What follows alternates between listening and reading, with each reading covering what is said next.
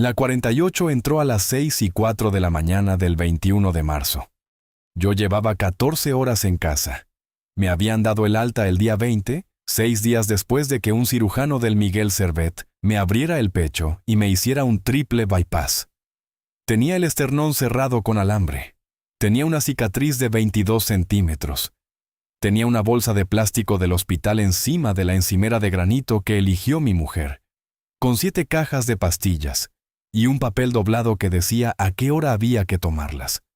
Y tenía el teléfono fijo sonando en el pasillo. Yo conozco ese timbre.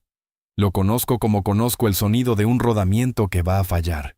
Llevo 46 años escuchando máquinas, y llevo 3 años y 2 meses escuchando ese teléfono, y les juro que aprendí a distinguir la llamada que trae una noticia de la llamada que trae una factura.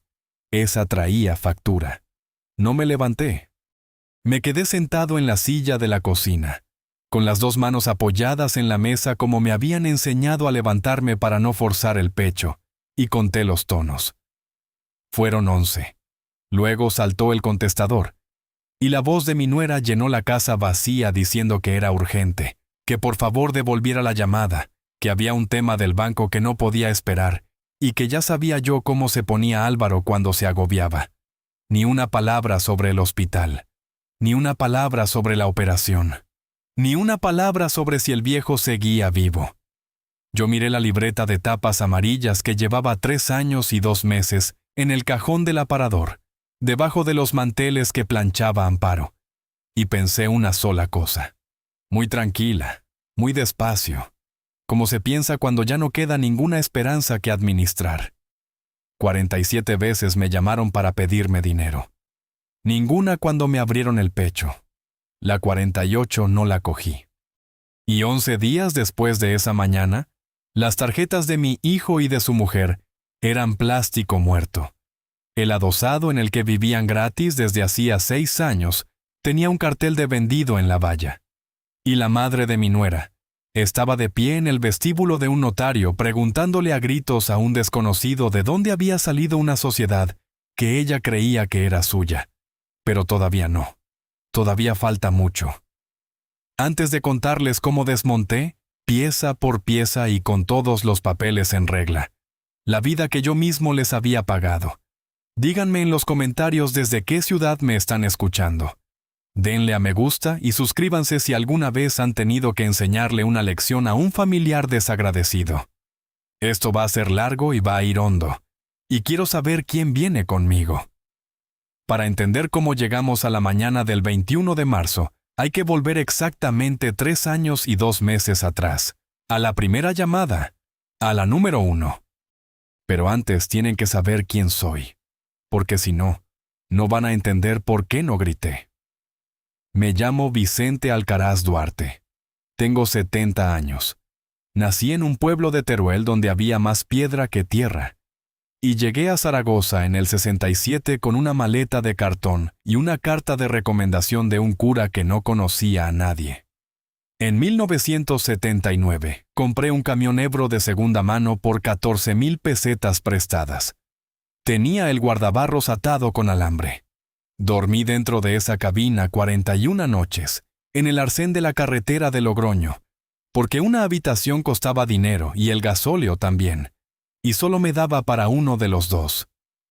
Amparo llevaba las cuentas en una mesa plegable, en una cocina de 4 metros cuadrados, con un cuaderno de rayas y un bolivic. Ella apuntaba lo que entraba, yo apuntaba lo que salía.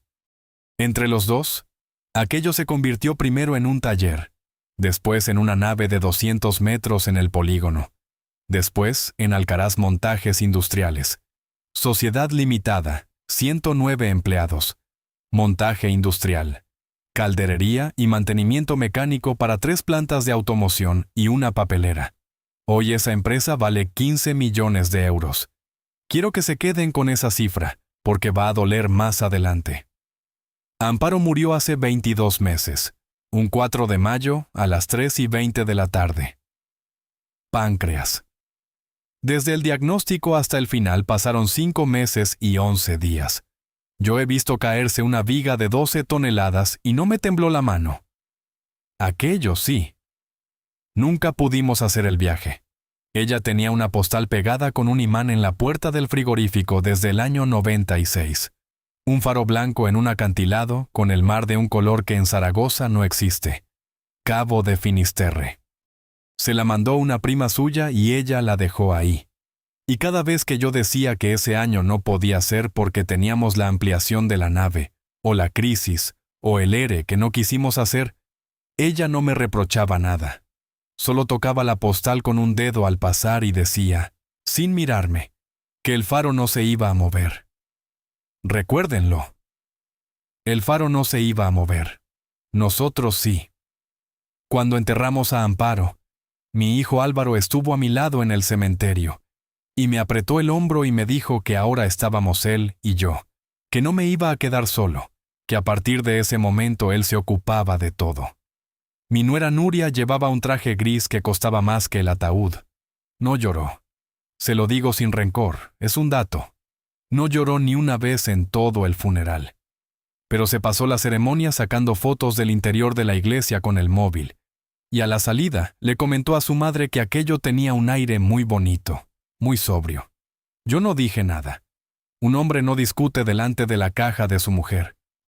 3 semanas después, llegó la llamada número 1. Era un jueves.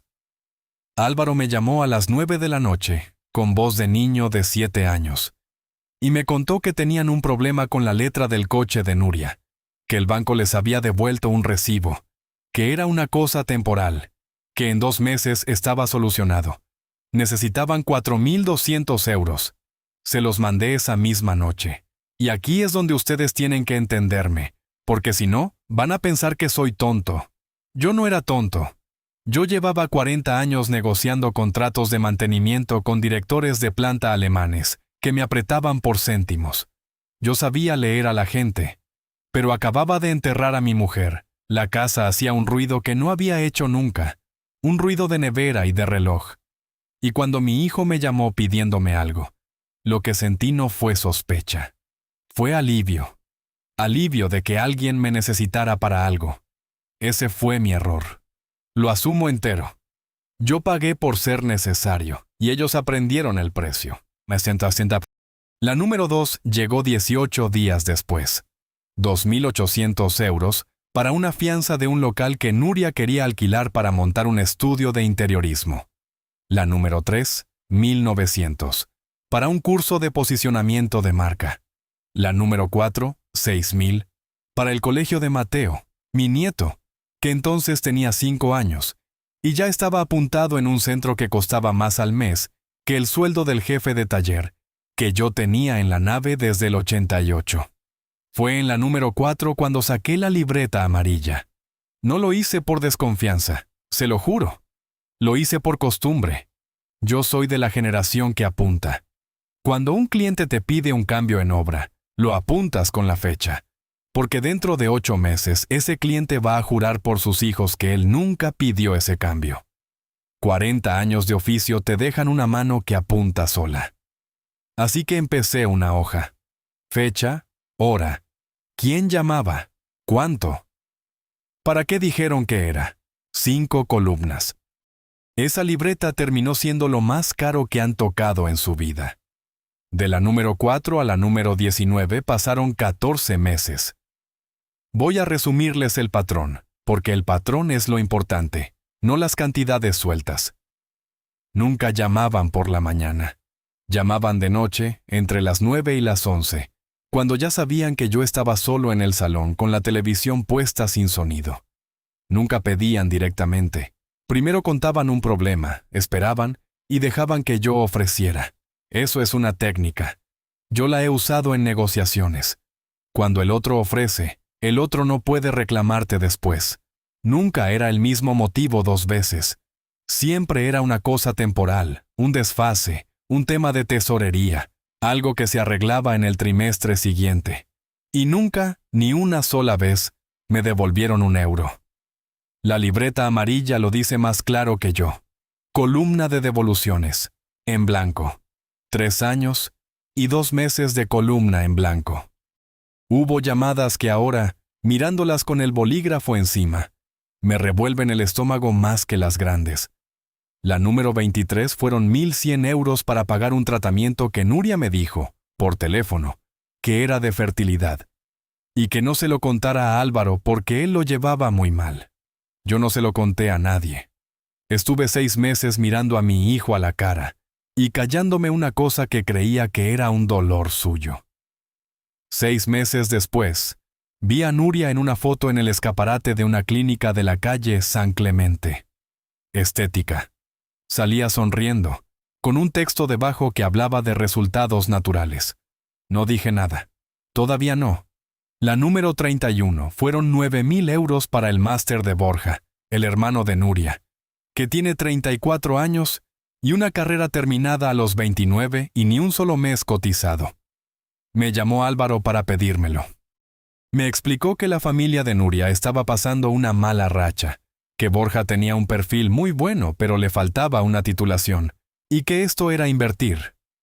Yo pregunté por qué se lo pedían a mí y no a los padres de Nuria, que según ella misma decían en todas las comidas venían de una familia de mucho abolengo en Soria.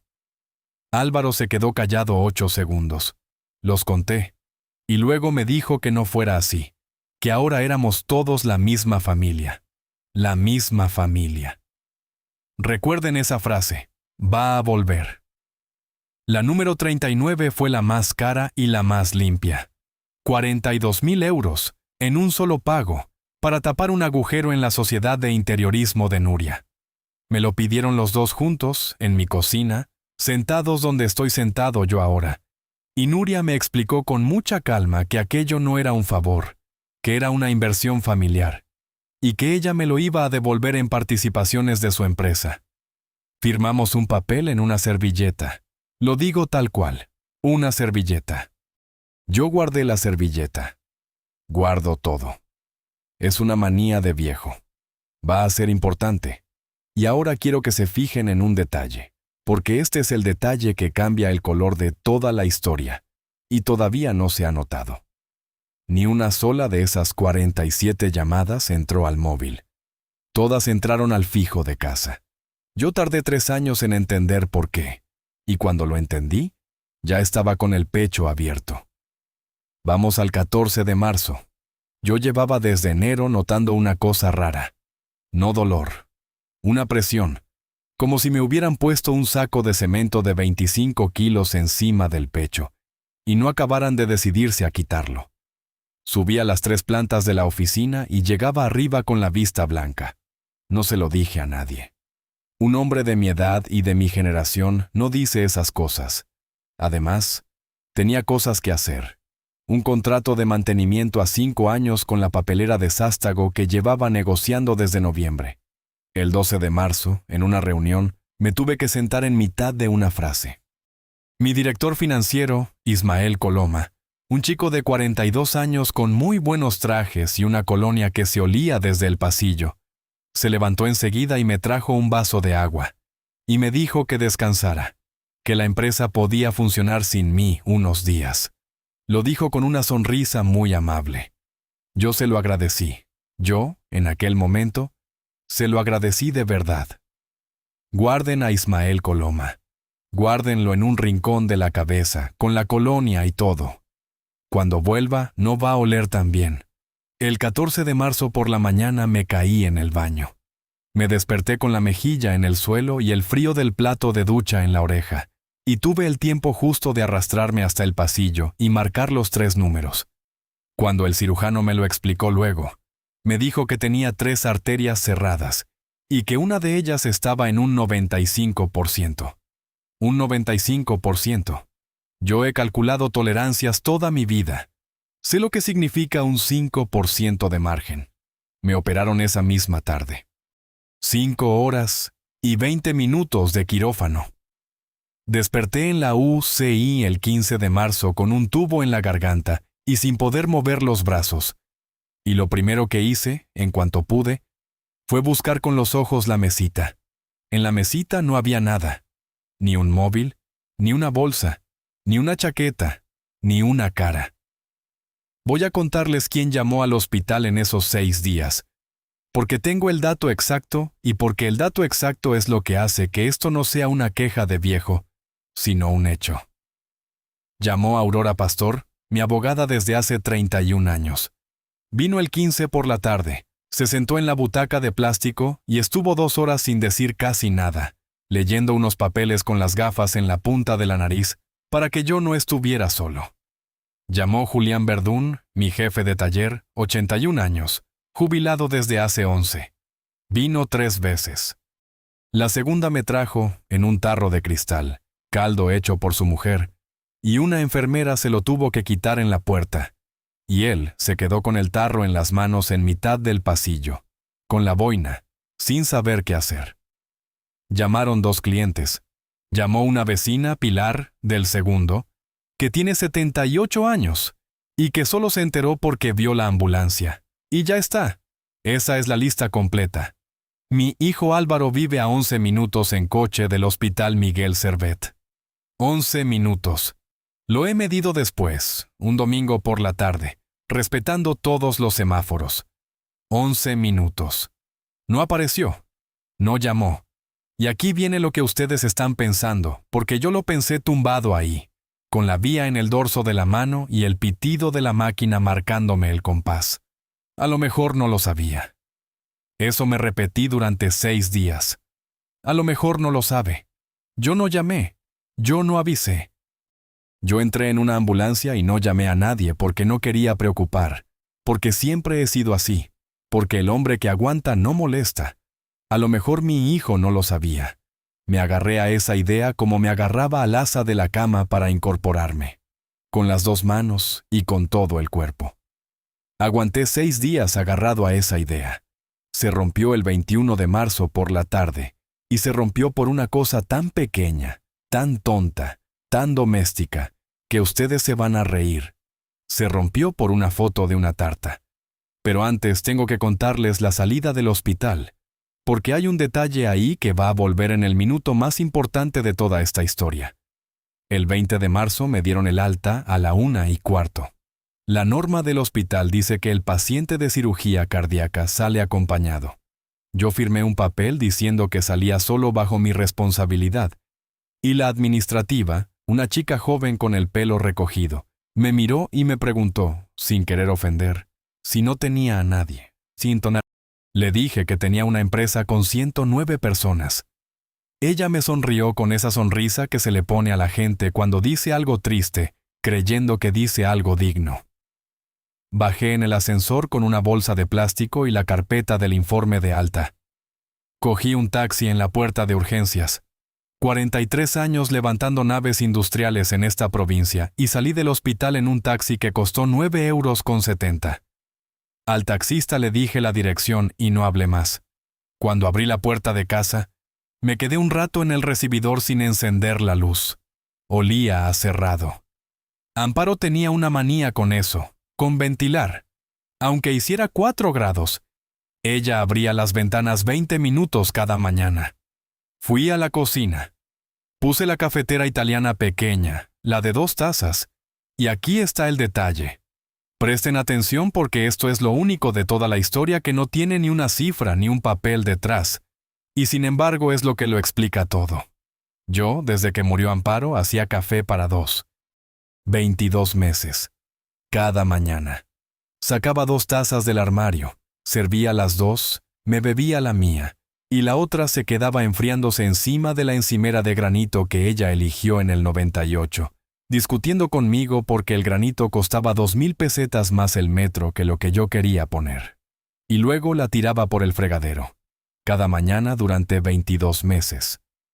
Aquella tarde del 20 de marzo, recién operado, con el esternón sujeto con alambre, saqué las 2 tazas por costumbre. Y cuando fui a servir la segunda, me tuve que apoyar en el borde del fregadero, porque me entró de golpe una cosa que no era dolor de pecho. Era la certeza de que en esta casa yo llevaba 22 meses fingiendo que había 2 personas. Y en la casa de mi hijo llevaban 3 años y 2 meses fingiendo que había un padre. Con la diferencia de que lo mío era duelo. Lo suyo era un presupuesto. No lloré. No soy de llorar. Me senté, me tomé el café, me tomé las pastillas de la noche, 7 cajas. y me acosté a las 9:30 en el lado derecho de la cama, que es mi lado, y dormí 5 horas seguidas, que para un operado de corazón está muy bien.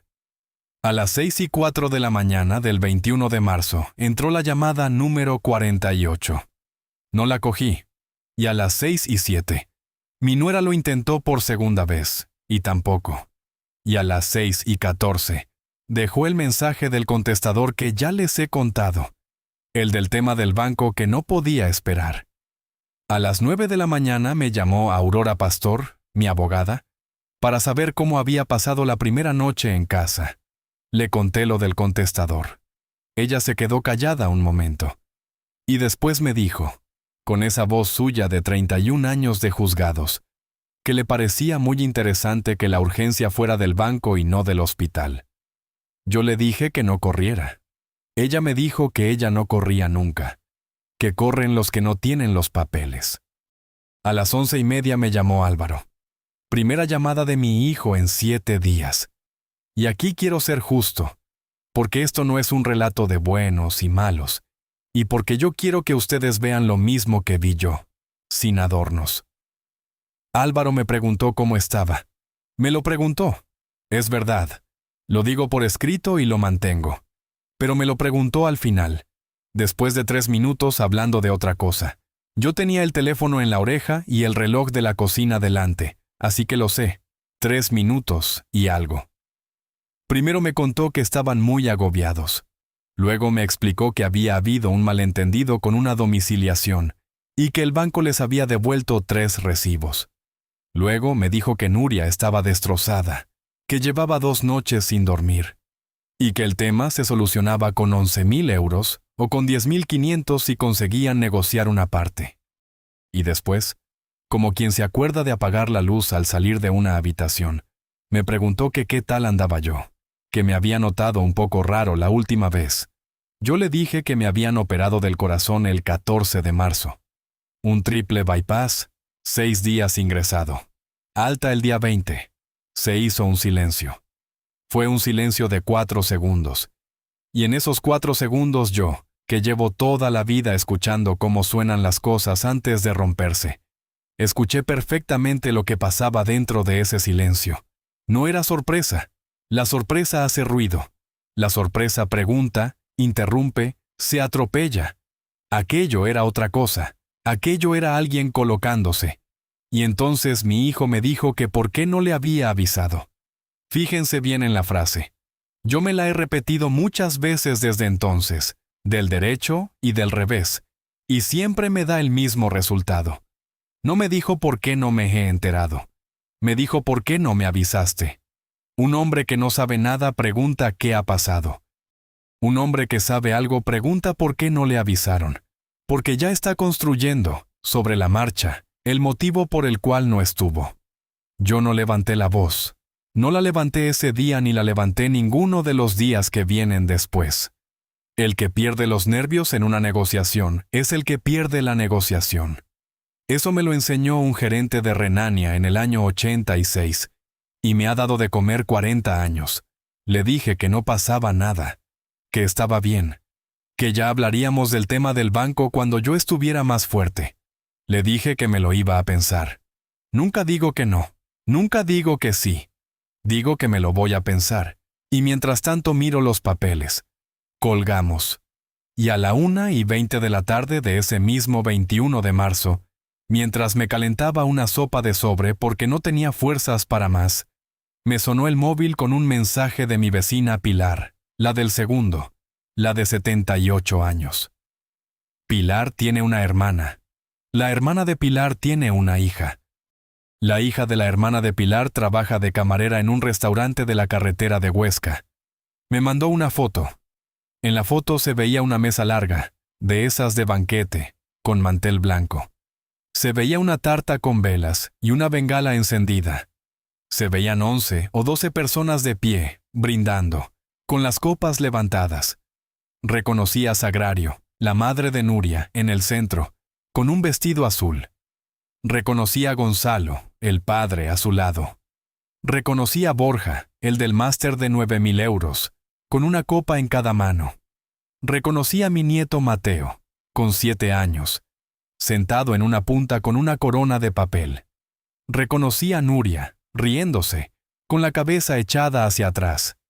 Y reconocí a mi hijo Álvaro, de pie, en el centro, con el brazo por encima del hombro de su suegra. Pilar me escribió debajo, en un mensaje aparte, que le había parecido bonito que la familia lo estuviera celebrando, y que si me encontraba mejor. Yo me quedé mirando la foto mucho rato, no por las caras, por la fecha. Porque las fotos de móvil traen la fecha, y las camareras mandan las fotos el mismo día que las hacen, y esa foto se había hecho el 16 de marzo por la noche. El 16 de marzo yo estaba en la planta de cirugía cardíaca con un drenaje en el costado. El 16 de marzo era el segundo día después de que me abrieran el pecho. Y en esa mesa, había 11 personas brindando por el cumpleaños de Sagrario Belmonte de la Riva, en un restaurante de la carretera de Huesca. Amplié la foto con 2 dedos, despacio, porque me temblaban un poco por la medicación. Amplié el centro de la mesa, donde estaba mi hijo con la copa levantada, y entonces vi, apoyada contra la botella de vino, delante de él, una carpeta azul de anillas. Yo conozco esa carpeta.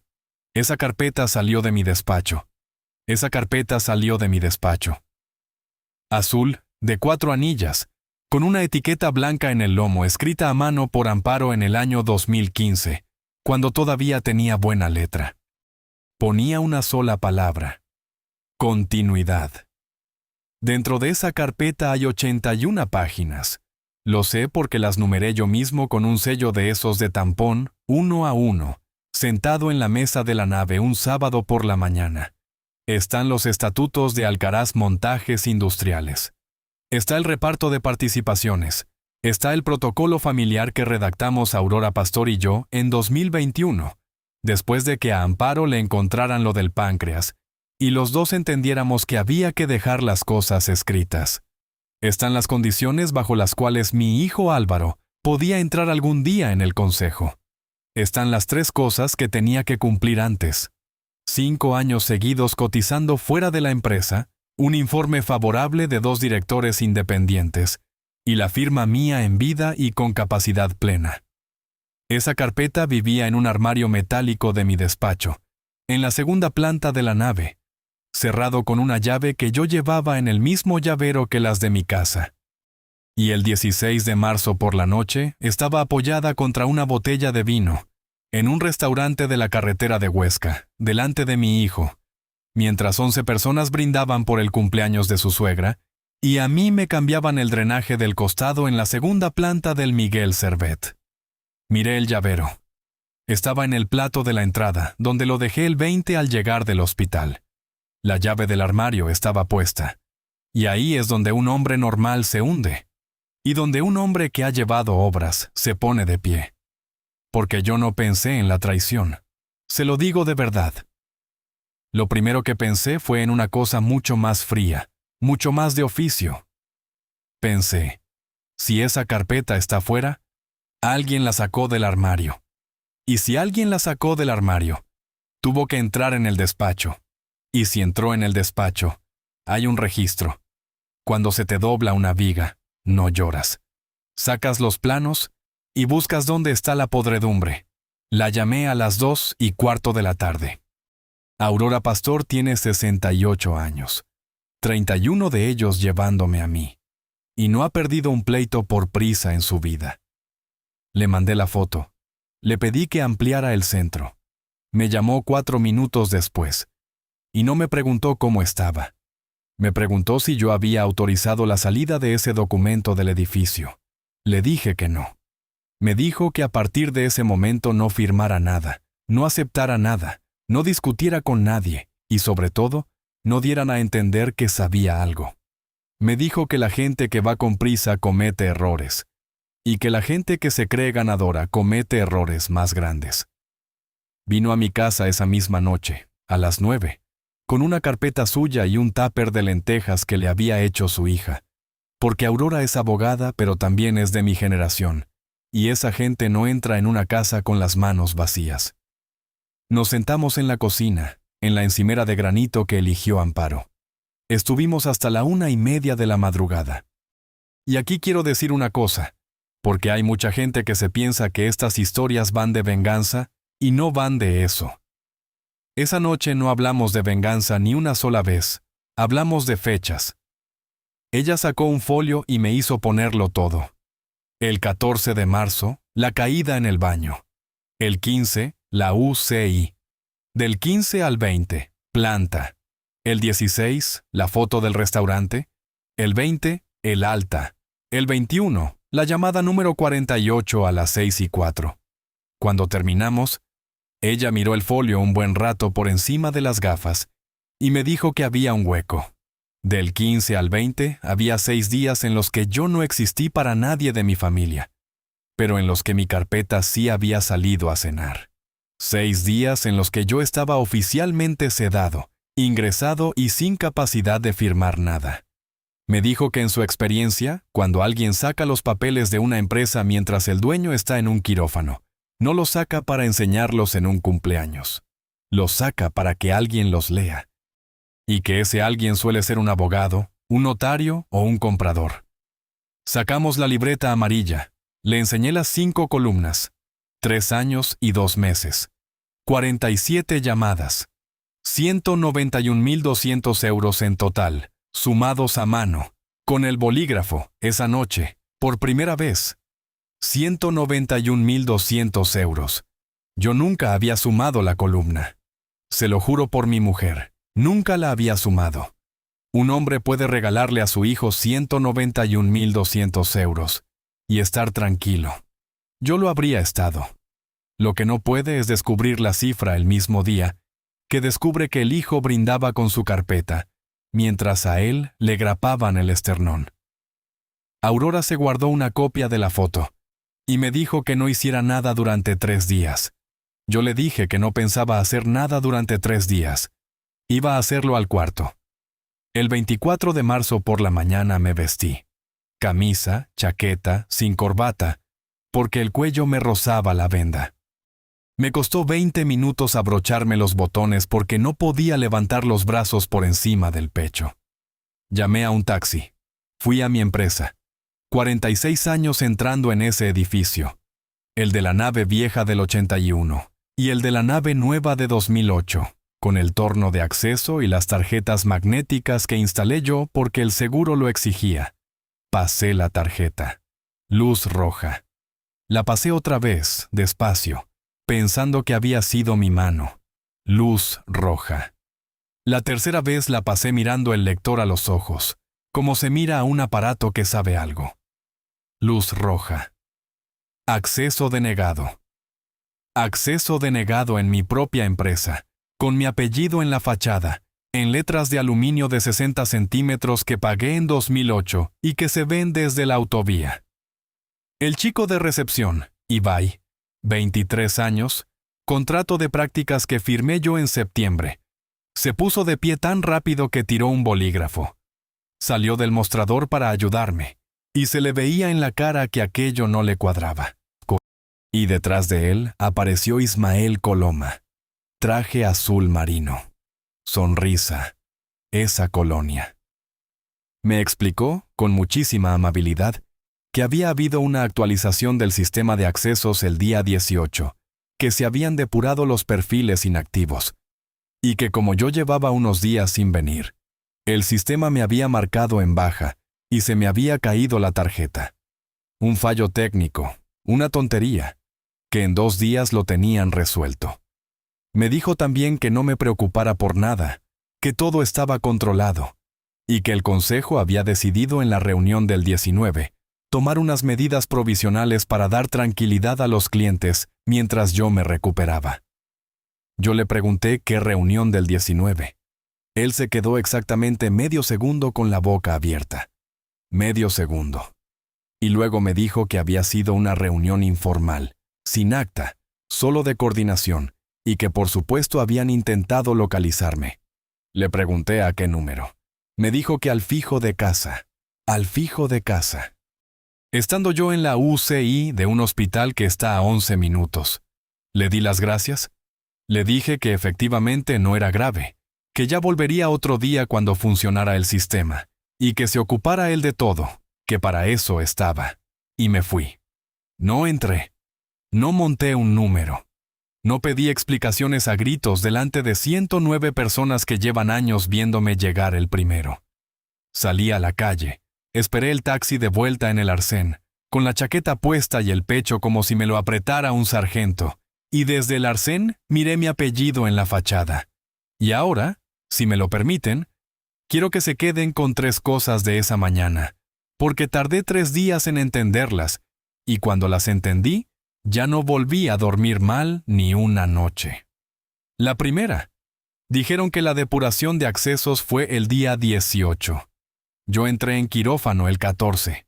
Nadie de mi familia me visitó, pero alguien, el 18, sabía con la suficiente seguridad de que yo no iba a aparecer por la puerta como para borrarme del sistema. Eso no lo hace quien no sabe. Eso lo hace quien tiene calendario. La segunda. Hubo una reunión el 19. Sin acta. Un día antes de mi alta. Cuando alguien se reúne sin acta, no es que se le olvide levantarla, es que no quiere que exista. Y la tercera es la que de verdad me heló, y es tan pequeña que casi se me escapa. Al pasar por recepción vi, en el sofá de las visitas, un vaso de plástico usado y una chaqueta de mi hijo. Una chaqueta que le regalé yo por su cumpleaños en octubre. Mi hijo, que no había podido recorrer 11 minutos hasta un hospital, llevaba días sentándose en el sofá de mi recepción como quien espera su turno. Un hombre puede aguantar que le roben. Yo he aguantado impagos de 300.000 euros y no perdí una noche. Lo que no se aguanta es que te roben mientras te cuidan de boquilla. Me pasé el 25 y el 26 de marzo en casa, tomando 7 pastillas repartidas en 4 tomas, caminando 15 minutos por el pasillo 3 veces al día como me mandó la rehabilitadora, y pensando de esa manera en la que yo pienso, que es como se piensa un presupuesto, por partidas. Partida 1. ¿Cómo entraron en el despacho? Partida 2. ¿Para qué querían la carpeta continuidad y no otra? Partida 3. ¿Por qué la urgencia de 11.000 euros el 21 si llevaban desde el 16 cenando tranquilos? Y partida 4, la que más me raspaba. ¿Por qué todas las llamadas, las 48, entraron siempre al fijo? La respuesta a la 4 me llegó el 26 por la tarde, y me llegó sola, mientras me hacía la cena. El fijo tiene contestador. El fijo es un aparato de la casa, no de la persona. Si tú llamas al móvil de alguien y no contesta, sabes que ese alguien no ha querido cogerlo. Si tú llamas al fijo de alguien y no contesta, siempre puedes decir después, con la mano en el pecho y la cara triste, que llamaste muchísimas veces y que el pobre hombre no cogía el teléfono. 47 llamadas al fijo son 47 pruebas de que te preocupabas. Ninguna llamada al móvil es la prueba de que no querías encontrarme. Se estaban construyendo un expediente, y yo, como un tonto, se lo llevaba pagando 191.200 euros. El 27 de marzo me llamó Aurora con lo que ella misma llamó, y cito de memoria, una cosa muy fea. Había pedido, con mi autorización, el registro de visitas y el libro de incidencias de la planta de cardiología, que es un documento al que un paciente tiene derecho. El 17 de marzo, a las 11:40 de la mañana, se personó en la planta un notario de Zaragoza, acompañado de 2 personas que se identificaron como familiares directos. Solicitaron acceso a la habitación 412 para la firma de un documento. La supervisora de planta, una enfermera que se llama Rosa Trayero y que lleva 29 años en ese hospital, lo denegó por escrito, con firma y hora, haciendo constar que el paciente estaba bajo efectos de sedación en el tercer día de postoperatorio de cirugía cardíaca mayor, y que no se encontraba en condiciones de prestar consentimiento válido. Léanlo otra vez despacio, porque yo lo tuve que leer 3 veces. Un notario. En mi habitación, al tercer día. No fueron a verme, fueron a que firmara. Y cuando una enfermera de 29 años de oficio les cerró la puerta, Se dieron media vuelta y esa noche brindaron con la tarta. Ahí es donde a mí se me terminó una cosa que llevaba 3 años y 2 meses agonizando, que era la esperanza. Y a mí, cuando se me acaba la esperanza, no se me llena el hueco de rabia. Se me llena de método. Si están todavía conmigo, díganme una cosa en los comentarios. ¿Ustedes habrían cogido el teléfono a la 49? Yo estuve a punto. Y lo que hice en vez de eso fue peor para ellos. El 29 de marzo por la tarde, llamé yo a mi hijo. Por primera vez en 3 años, llamé yo. Le dije que me había asustado mucho. Le dije que en el hospital había pensado en su madre todo el rato. Le dije que estaba viejo, que me costaba subir las escaleras, que ya no era el de antes, y que a lo mejor tenía razón él en que había que ir ordenando las cosas. Le dije que vinieran a comer el domingo. Los 4, con Mateo. Y le dije, y esto lo dije muy despacio para que se le quedara, que lo de los 11.000 euros lo tenía resuelto. Colgué y me quedé mirando la postal del faro de Finisterre, pegada con el imán en la puerta del frigorífico desde el año 96. Y le pedí perdón a Amparo en voz alta, por lo que iba a hacer, y sobre todo por lo tarde que lo hacía. Al animal acorralado no se le ataca de frente. Se le deja creer que la puerta está abierta. Vinieron el domingo 31 de marzo a las 2. Trajeron un bizcocho de una pastelería buena. Nuria me besó en las 2 mejillas y me dijo que me veía con muy buen color, muy recuperado, y que menudo susto les había dado a todos. A todos. Se sentaron en la mesa de la cocina. Yo había hecho pollo al horno, que es lo único que sé hacer bien y lo único que podía hacer sin levantar los brazos. Mateo, mi nieto, se puso a mi lado. Tiene 7 años. Me contó que en el cumpleaños de la abuela Sagrario había tarta de 3 pisos y que él llevó una corona. Se hizo un silencio en la mesa. Nuria le dijo al niño, con voz cariñosa, que el abuelo Vicente estaba malito esos días y que por eso no había podido ir. Yo le dije al niño que sí, que estaba malito, y le pregunté si le había gustado la tarta. No dije nada más. Un hombre no usa a un crío de 7 años como testigo. Eso lo hacen ellos, no yo. Y entonces empezó la parte por la que habían venido. Nuria me explicó, con una calma de manual, que llevaban meses preocupados, que me habían notado desconectado desde lo de Amparo, que la empresa era demasiado para un hombre de mi edad y con mi corazón, que ella había hablado con una psicóloga, no por mí, por ellos, para saber cómo acompañarme, y que la profesional les había recomendado un entorno de bajo estrés. Un entorno de bajo estrés. Me dijo que lo que necesitaba yo era descansar de verdad, quitarme responsabilidades, y que Álvaro podía asumir la gestión con el apoyo de Ismael, que era una persona brillante y de una lealtad enorme. Y me dijo, y esta es la frase que quiero que se guarden porque va a volver, que a las personas de mi edad los disgustos les cuestan la vida, y que ellos no se lo perdonarían nunca. A las personas de mi edad los disgustos les cuestan la vida. Recuérdenla. Álvaro miraba el mantel. No me sostuvo la mirada ni una sola vez en toda la comida. Sudaba, y no hacía calor. Cuando su mujer hablaba, él asentía con la cabeza como los perros esos de los coches. Yo dejé caer los hombros. Lo hice a propósito. Bajé la barbilla, me quedé mirando el plato y les dije que tenían razón. Les dije que estaba cansado, que en la UCI había pensado que me moría, y que solo me había acordado de que Amparo y yo nunca hicimos el viaje. Les dije que ya no valía para pelear. Y saqué del bolsillo del chaleco un sobre con un cheque de 11.000 euros. Se lo puse a Álvaro delante, encima del mantel, al lado del bizcocho. Y en ese momento, mientras mi hijo alargaba la mano, vi lo que llevaba días esperando ver. Nuria y Álvaro se miraron. Fue un instante. Menos de un segundo. Ella levantó la barbilla 1 milímetro y él bajó los ojos. Y en ese cruce de miradas había una cosa que no se puede fingir, y que yo he visto 100 veces al otro lado de una mesa de negociación, cuando el comprador cree que te ha ganado. Alivio de vencedor. Y el vencedor cuando se relaja, habla de más.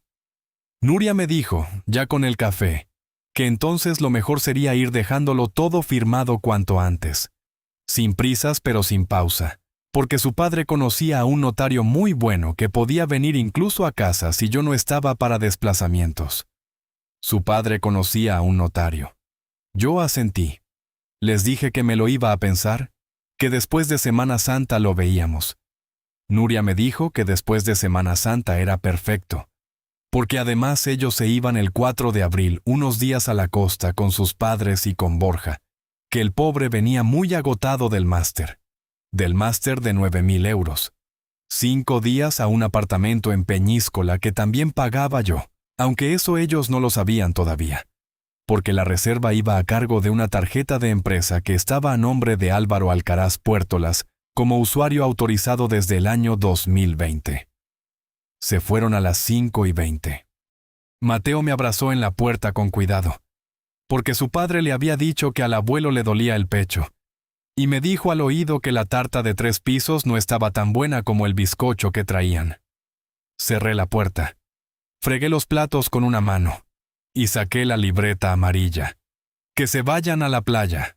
Escuchen bien esto, porque es la única sabiduría que tengo, y me ha costado 46 años.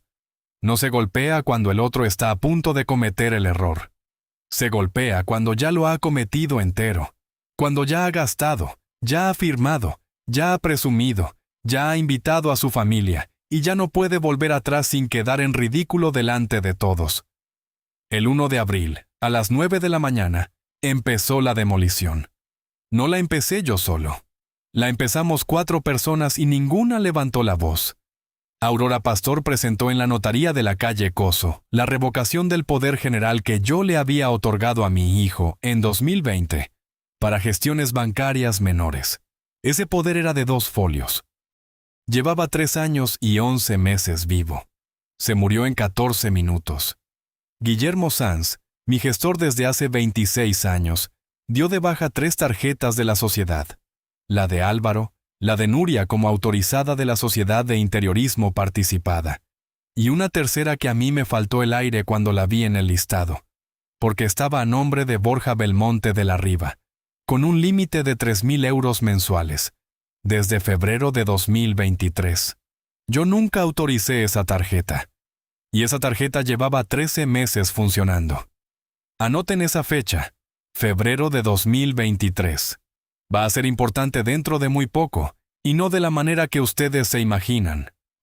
Julián Verdún, mi jefe de taller jubilado, 81 años y boina, se presentó en la nave con una orden firmada por mí y con el responsable de flota, y retiró 3 vehículos de renting: el Audi de Álvaro, el coche de Nuria y una furgoneta que Borja tenía en el pueblo de sus padres, en Soria, y de la que yo no sabía nada hasta que salió en el listado del arrendador. Y a las 11:30 de esa mañana, una inmobiliaria de la avenida Goya colgó un cartel en la valla de un adosado de 220 metros cuadrados en Montecanal. El adosado donde vivía mi hijo desde hacía 6 años. El adosado que compré yo en 2019 por 485,000 euros, a nombre de Alcaraz Patrimonial, Sociedad Limitada, y que ellos ocupaban en régimen de cesión gratuita revocable, con un contrato de 2 folios que Aurora me obligó a firmar en su día, y que yo firmé de mala gana, quejándome de que era una desconfianza tratándose de mi hijo. Gracias, Aurora. Ellos estaban en Peñíscola. El 2 de abril, la tarjeta de Álvaro fue rechazada en un restaurante del Paseo Marítimo delante de sus suegros. El 3 de abril, al padre de Nuria, Gonzalo Belmonte, le rechazaron la suya en la gasolinera, porque también era mía y también estaba dada de baja, y tuvo que pagar sagrario con su pensión. Y el 4 de abril, un vecino les mandó por el grupo del barrio una foto del cartel de venta. Recibí 31 llamadas perdidas ese día. 31. Ni las conté yo. Las contó el teléfono. Cogí una, la número 32. La cogí de pie, en la cocina, apoyado en el granito de amparo. Al otro lado gritaban 3 personas a la vez. Esperé. Cuando se cansaron, le dije a mi hijo: sin levantar la voz ni una vez. 4 datos. Le dije que la casa era de una sociedad mía y que la cesión era revocable, cláusula tercera, y que tenía 30 días. Le dije que las tarjetas eran de mi empresa y que un usuario autorizado no es un propietario. Le dije que los coches eran renting a nombre de la sociedad y que ya estaban en la nave. Y le dije la cuarta, que era la única que no tenía número. Le dije que a las personas de mi edad, efectivamente, los disgustos les cuestan la vida, que su mujer tenía toda la razón en eso, que lo que ella no había calculado bien era quién iba a llevarse el disgusto. Colgué y me senté. Y aquí, si esto fuera una historia normal, se terminaría. Aquí es donde yo pensé que se terminaba. Me duró exactamente 24 horas la sensación de haber ganado. El 5 de abril, a la 1:10 de la tarde, llamaron al telefonillo. Un chico de una empresa de mensajería con un burofax con acuse de recibo y certificación de contenido. 73 páginas. Lo abrí en la cocina con el abrecartas de amparo. Era una solicitud presentada ante el Juzgado de Primera Instancia número 14 de Zaragoza, instando la adopción de medidas judiciales de apoyo por presunta falta de capacidad para la administración de mi patrimonio. Traducido a la lengua de la gente, pedían que un juez me declarara incapaz de manejar mi propio dinero. Lo pedían mi hijo Álvaro y mi nuera Nuria. Adjuntaban un informe pericial de un psiquiatra, con número de colegiado, fechado el 2 de abril, en el que se describía a un varón de 70 años con deterioro cognitivo compatible con hipoperfusión cerebral postquirúrgica, duelo patológico no elaborado y conductas de disposición patrimonial impulsivas y erráticas. Un psiquiatra al que yo no he visto en mi vida.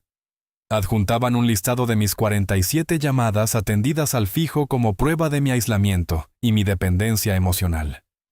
Adjuntaban capturas de transferencias mías por 191.200 euros como prueba de disposiciones patrimoniales sin lógica económica. Adjuntaban una declaración firmada por Ismael Coloma Bergua, director financiero, en la que hacía constar su preocupación profesional por la estabilidad del fundador. Mi propia generosidad convertida en síntoma. Mi propia soledad convertida en diagnóstico. Me tuve que sentar en el suelo de la cocina, con la espalda contra el mueble, y esperar a que se me pasara el zumbido. 11 minutos con la tarjeta roja del cardiólogo en la mano por si tenía que llamar. No llamé. Cuando pude, seguí leyendo. Página 58. Y en la página 58, dentro de un anexo de documentación patrimonial familiar, había fotocopiado un documento privado de cesión de participaciones sociales de Alcaraz Montajes Industriales, un 8%, a favor de Álvaro Alcaraz Puertolas, firmado por Amparo Puertolas Salinas, Puertolas, con fecha de 18 de febrero de 2023.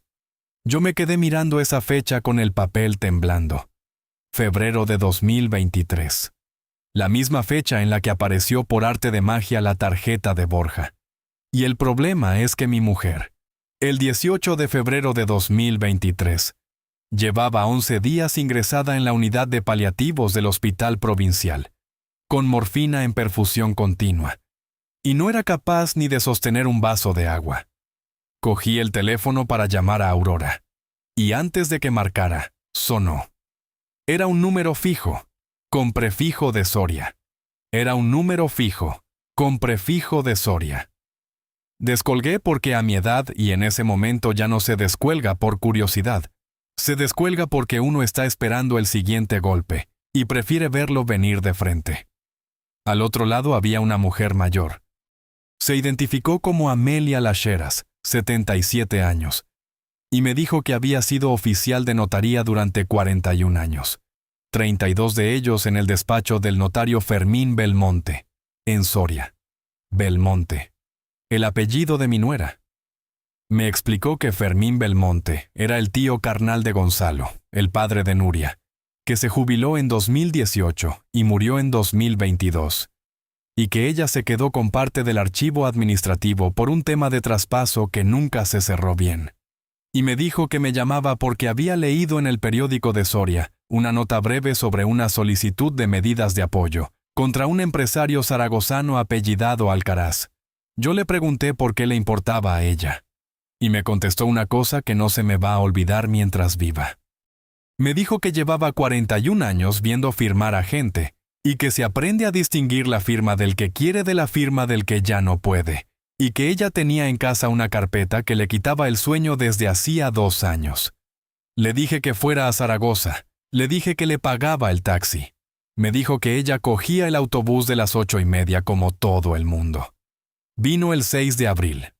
Aurora Pastor y yo la esperamos en el despacho de Aurora, en la calle 5 de marzo, tercero.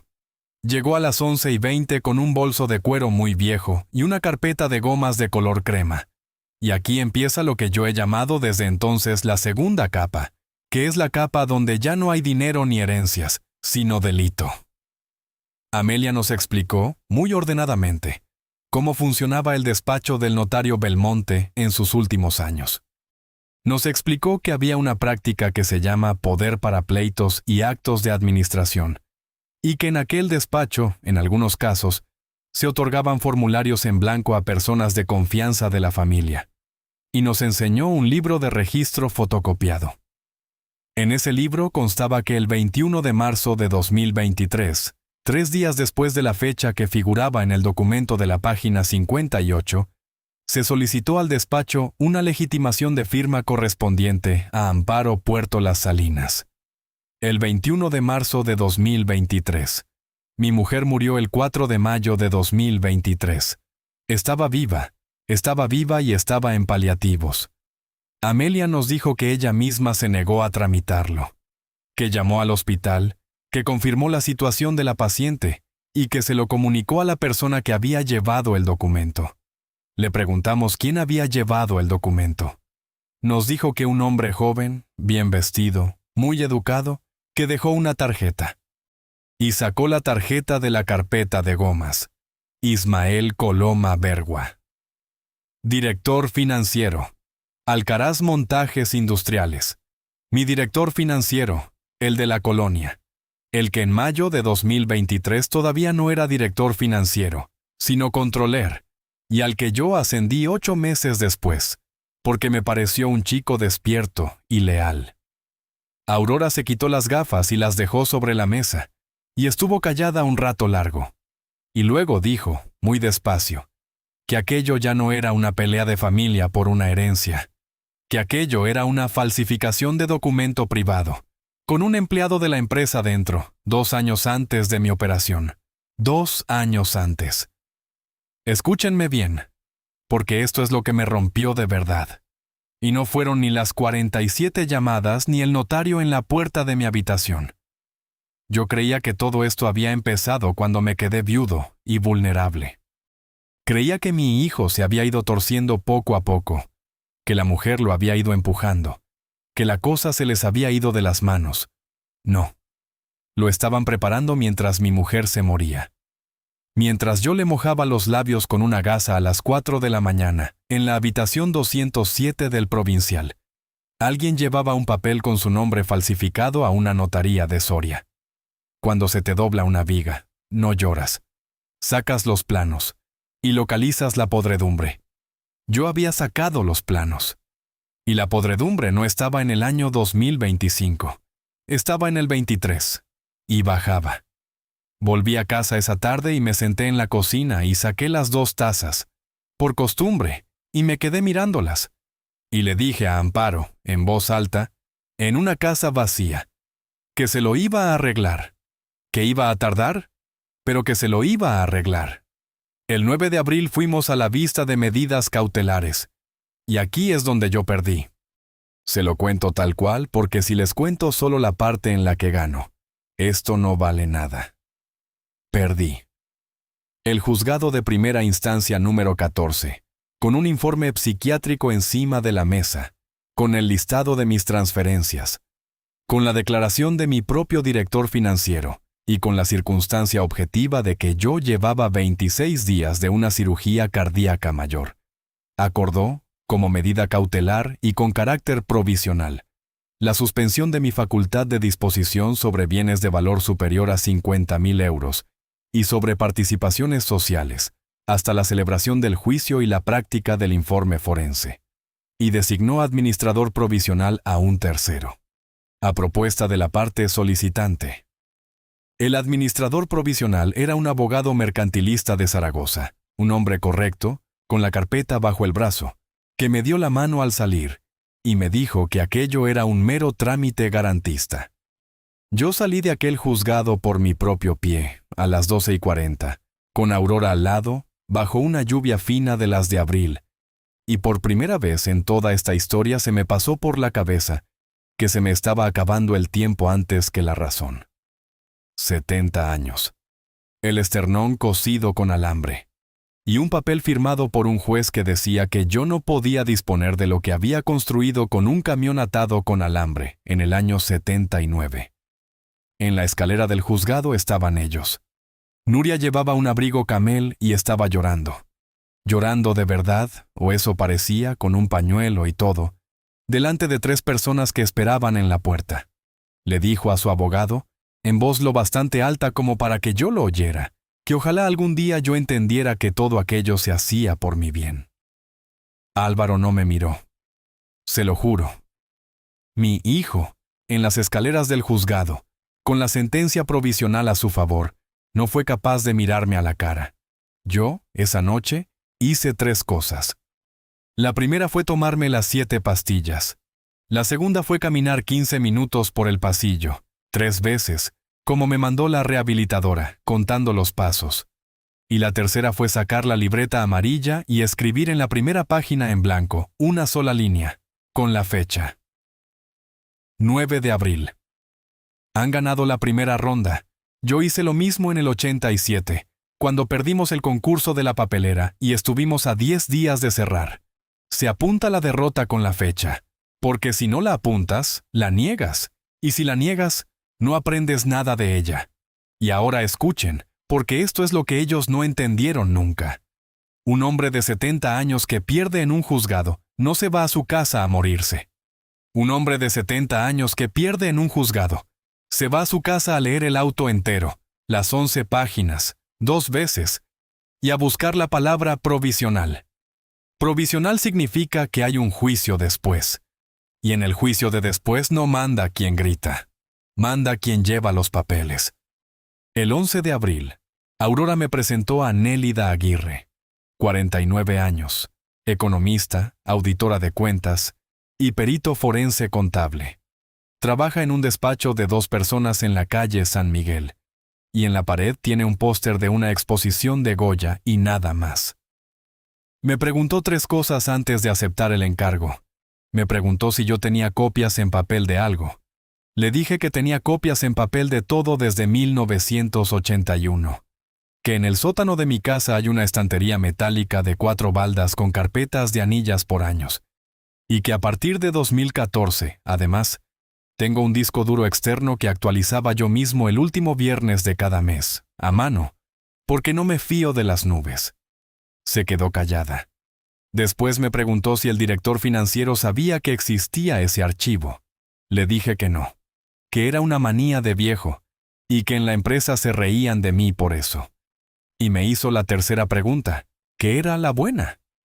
Me preguntó desde cuándo Ismael Coloma tenía firma autorizada en el Fondo de Pensiones de Empleo de la empresa. Yo le dije que desde 2023, y ella cerró la libreta y me dijo que aceptaba el encargo. Ahí quiero que se detengan un segundo conmigo. Alcaraz Montajes Industriales tiene un plan de pensiones de empleo desde 1994. Lo montamos Amparo y yo, después de que un soldador nuestro, Anselmo, se quedara sin nada a los 63 años porque la empresa anterior quebró. 109 trabajadores, 41 de ellos con más de 20 años de antigüedad. En ese fondo, a 31 de diciembre del año pasado, había 6.800.000 euros que no son míos. Son de Julián. Son de Anselmo, que murió y cobra su viuda. Son de gente que se ha dejado la espalda en una nave con 40 grados en agosto. Ese fondo es lo único de mi empresa que yo no considero mío. Nélida Aguirre tardó 16 días en encontrarlo. Pero antes de contarles lo que encontró, Tengo que contarles el 20 de abril, porque el 20 de abril me quitaron una cosa que dolía más que el pecho. Me quitaron a Mateo. Era domingo. Yo tenía, por costumbre desde que el niño tenía 3 años, la tarde de los domingos alternos. Lo llevaba al parque grande, le compraba un helado de vainilla y volvíamos andando despacio. Ese domingo llamé para recogerlo y me contestó Nuria. Me dijo, con voz muy tranquila, que sus abogados les habían recomendado suspender las visitas mientras hubiera un procedimiento judicial abierto sobre mi capacidad, que era una cuestión de responsabilidad, que un niño de 7 años no puede estar al cuidado de una persona cuya situación cognitiva está siendo evaluada por un juzgado. Y me añadió, para rematar, que además a Mateo le estaba afectando mucho la atención, y que el terapeuta infantil recomendaba estabilidad. Colgué y me quedé de pie en el recibidor con la chaqueta puesta y las llaves en la mano. Voy a ser muy honesto con ustedes, porque a estas alturas ya me han aguantado bastante. Yo, ese domingo, estuve a punto de rendirme. Estuve a punto de llamar a Aurora y decirle que firmara lo que hiciera falta, que les diera la empresa, la casa, el 8%, lo que quisieran, con tal de que el niño volviera a comerse un helado de vainilla conmigo un domingo por la tarde. Eso es lo que hace ese tipo de gente. No te atacan por donde tienes el dinero, te atacan por donde tienes al nieto. Y lo que me salvó ese domingo no fue la dignidad, ni la rabia, ni nada tan bonito. Fue Julián Verdún. Se presentó en mi casa a las 7 de la tarde con la boina y una bolsa de naranjas, porque a él le había dicho una vecina que me había visto raro en el portal.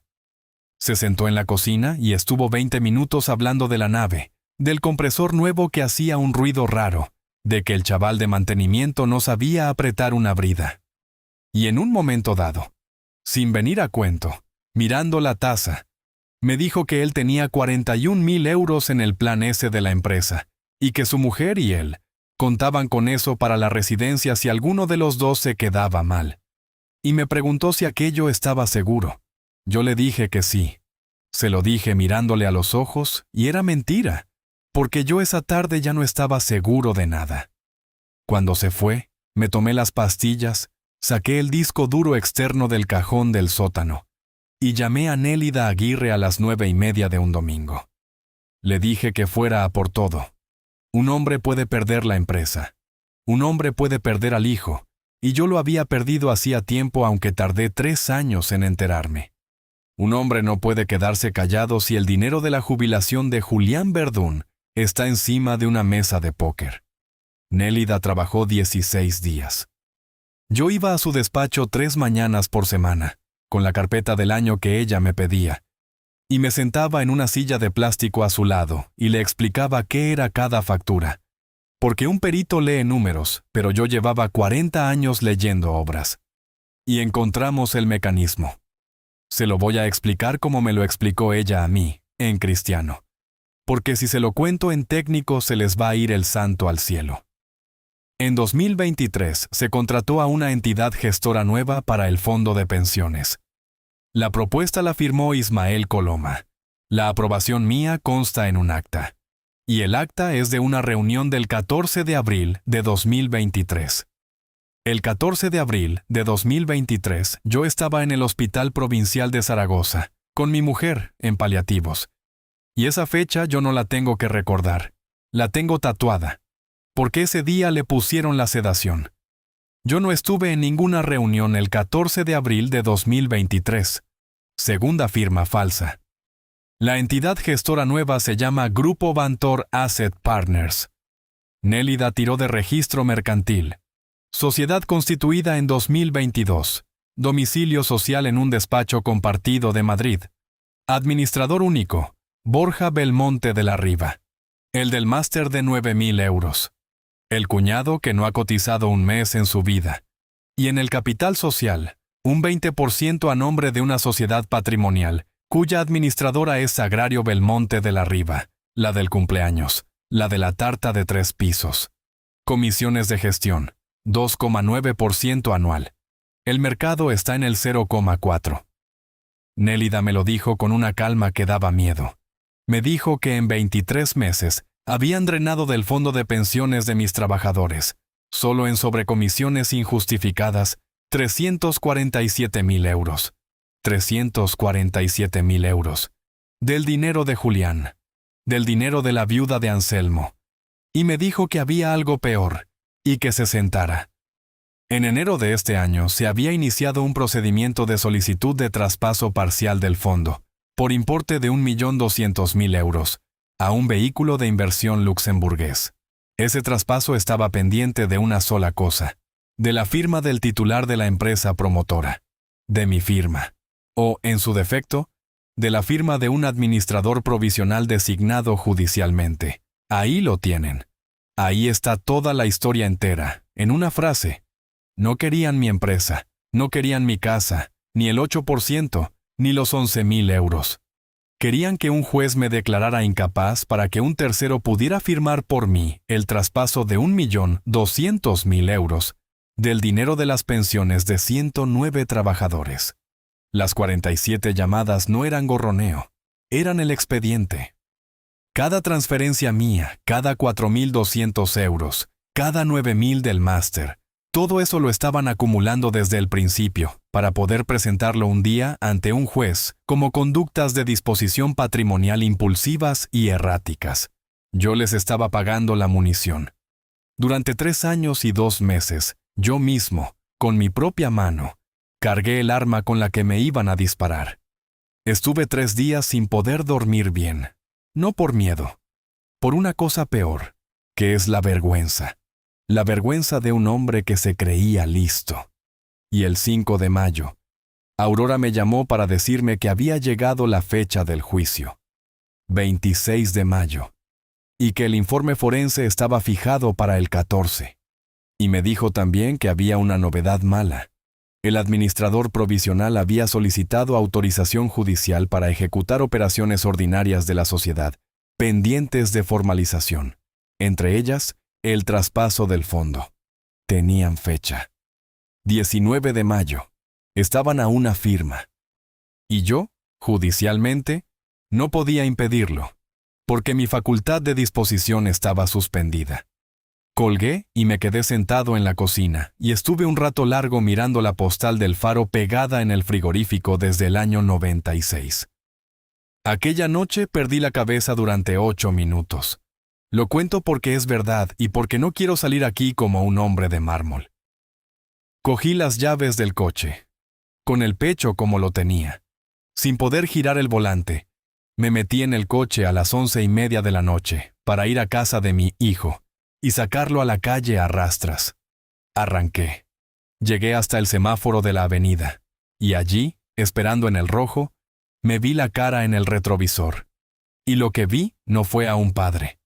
Vi a un viejo con los ojos rojos, a punto de darle a esa gente exactamente lo que necesitaban. Un escándalo, una denuncia por amenazas, un parte, un titular. La prueba viva, en vídeo de una cámara de portal, de que el señor Alcaraz no está en condiciones. El que pierde los nervios es el que pierde la negociación. Di la vuelta en la primera rotonda y me volví a casa. Y al día siguiente, 6 de mayo, hice la llamada que lo cambió todo. Y no fue a un abogado ni a un juez. Llamé a Ibai. El chico de recepción. 23 años. Contrato de prácticas que le firmé yo en septiembre. Le pedí que viniera a mi casa después del trabajo, sin decírselo a nadie. Vino a las 7:15, con una mochila y una cara de susto que no le cabía en el cuerpo. Le dije que no le iba a pedir nada ilegal, que no le iba a pedir que copiara ni sacara nada, y que si quería levantarse e irse, no pasaba absolutamente nada, y su contrato seguía igual, y que eso se lo firmaba en un papel si quería. Y luego le hice una sola pregunta. Le pregunté si, el 16 de marzo por la mañana, él estaba en recepción. Se puso muy pálido, y me dijo que sí. Y me contó que ese día, sobre las 11, bajó el señor Coloma con el hijo del jefe, y que el señor Coloma le dijo que necesitaban la carpeta azul del despacho del fundador para una revisión de auditoría, y que le pidió la llave maestra de recepción, y que él se la dio. Y me dijo, con la voz rota, Un chaval de 23 años en mi cocina, que llevaba 2 meses sin dormir por eso. Yo le dije que se tranquilizara. Le dije que no había hecho nada malo. Le dije que un chico de 23 años no le puede decir que no al director financiero de la empresa donde trabaja. Y entonces, él sacó el móvil. Y me dijo que había otra cosa. Me dijo que el libro de registro de llaves de recepción es un cuaderno físico, con firma y hora, porque lo exige el seguro. Y que él, aquella mañana, por miedo, después de entregar la llave, le hizo una foto a la página. Y que había vuelto a mirar el cuaderno 3 semanas después. Y que la página ya no estaba. Alguien la había arrancado. Pero la foto seguía en el móvil de un chico de 23 años que estaba muerto de miedo.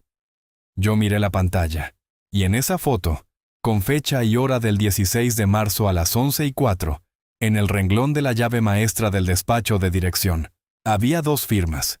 Ismael Coloma Bergua. Y debajo, con una letra que yo conozco desde que aprendió a escribirla en un cuaderno de 2 rayas, la de mi hijo. La de mi hijo. Estuve un rato sin decir nada, con el móvil de aquel chaval en la mano, y lo único que pensé, muy tonto, fue que la L de Álvaro seguía saliéndole igual que a los 7 años, con el palo un poco torcido hacia adentro. Le devolví el teléfono a Ibai y le dije que se lo mandara todo a Aurora Pastor, con copia a sí mismo y que no borrara nada nunca.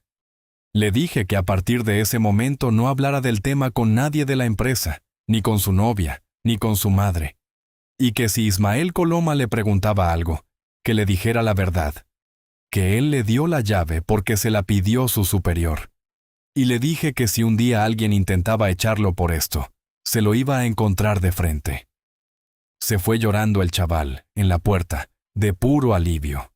Yo cerré, me apoyé en el marco y estuve 1 minuto entero respirando como me enseñó la rehabilitadora. 4 segundos dentro y 6 fuera, porque tenía el corazón en la garganta y todavía me quedaban muchos días por delante. Ahora escuchen bien, porque aquí es donde se decide todo. Yo tenía en la mano, el 6 de mayo, 3 cosas. Tenía la foto de la carpeta en el restaurante. Tenía a Amelia Lacheras, oficial de notaría jubilada, con el registro de una legitimación de firma solicitada, mientras mi mujer se moría. Y tenía la foto de una página arrancada del libro de llaves. Y tenía 13 días. 13 días hasta el 19 de mayo. La fecha en la que un administrador provisional designado por un juez iba a firmar el traspaso de 1.200.000 euros del fondo de pensiones de mis trabajadores. Aurora vino a casa el 7 por la mañana. Se sentó, extendió los papeles encima del granito y me explicó, con la sequedad de 31 años de juzgados, ¿cuál era el problema? El problema era que si yo denunciaba en ese momento, con lo que tenía, iba a aparecer exactamente lo que ellos habían escrito en el informe psiquiátrico.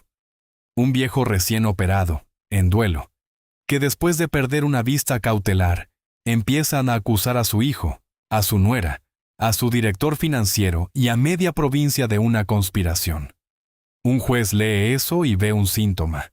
Aurora me dijo que teníamos que llegar al 26 de mayo con todo cerrado, documentado, informado por perito y con testigos que no fueran yo. Y que hasta entonces yo tenía que hacer la cosa más difícil que se le puede pedir a un hombre en mi situación. Nada. Aparentar nada. Le pregunté qué pasaba con el 19, con el traspaso. Y ella me dijo una frase que me dejó helado y que después resultó ser la clave de todo. Me dijo que dejáramos que lo intentaran. Me dijo que un traspaso de un fondo de pensiones de empleo no lo firma un señor en un despacho y ya está. Que hay una comisión de control, que hay un depositario, que hay una entidad gestora saliente, y que cada uno de esos pasos deja un rastro documental con fecha y hora. Me dijo que hasta ese momento todo lo que teníamos eran indicios de 2023, papeles viejos, firmas de una mujer muerta. Y que si les dejábamos ejecutar el 19, tendríamos un delito en tiempo presente, con su firma fresca, hecho a la vista de un juzgado. Yo tardé 2 días en aceptarlo. 2 días con Julián Verdún y sus 41.000 euros dándome vueltas en la cabeza a las 4 de la mañana. Y lo acepté por una razón muy concreta, y quiero que la entiendan porque no fue valentía. Fue aritmética.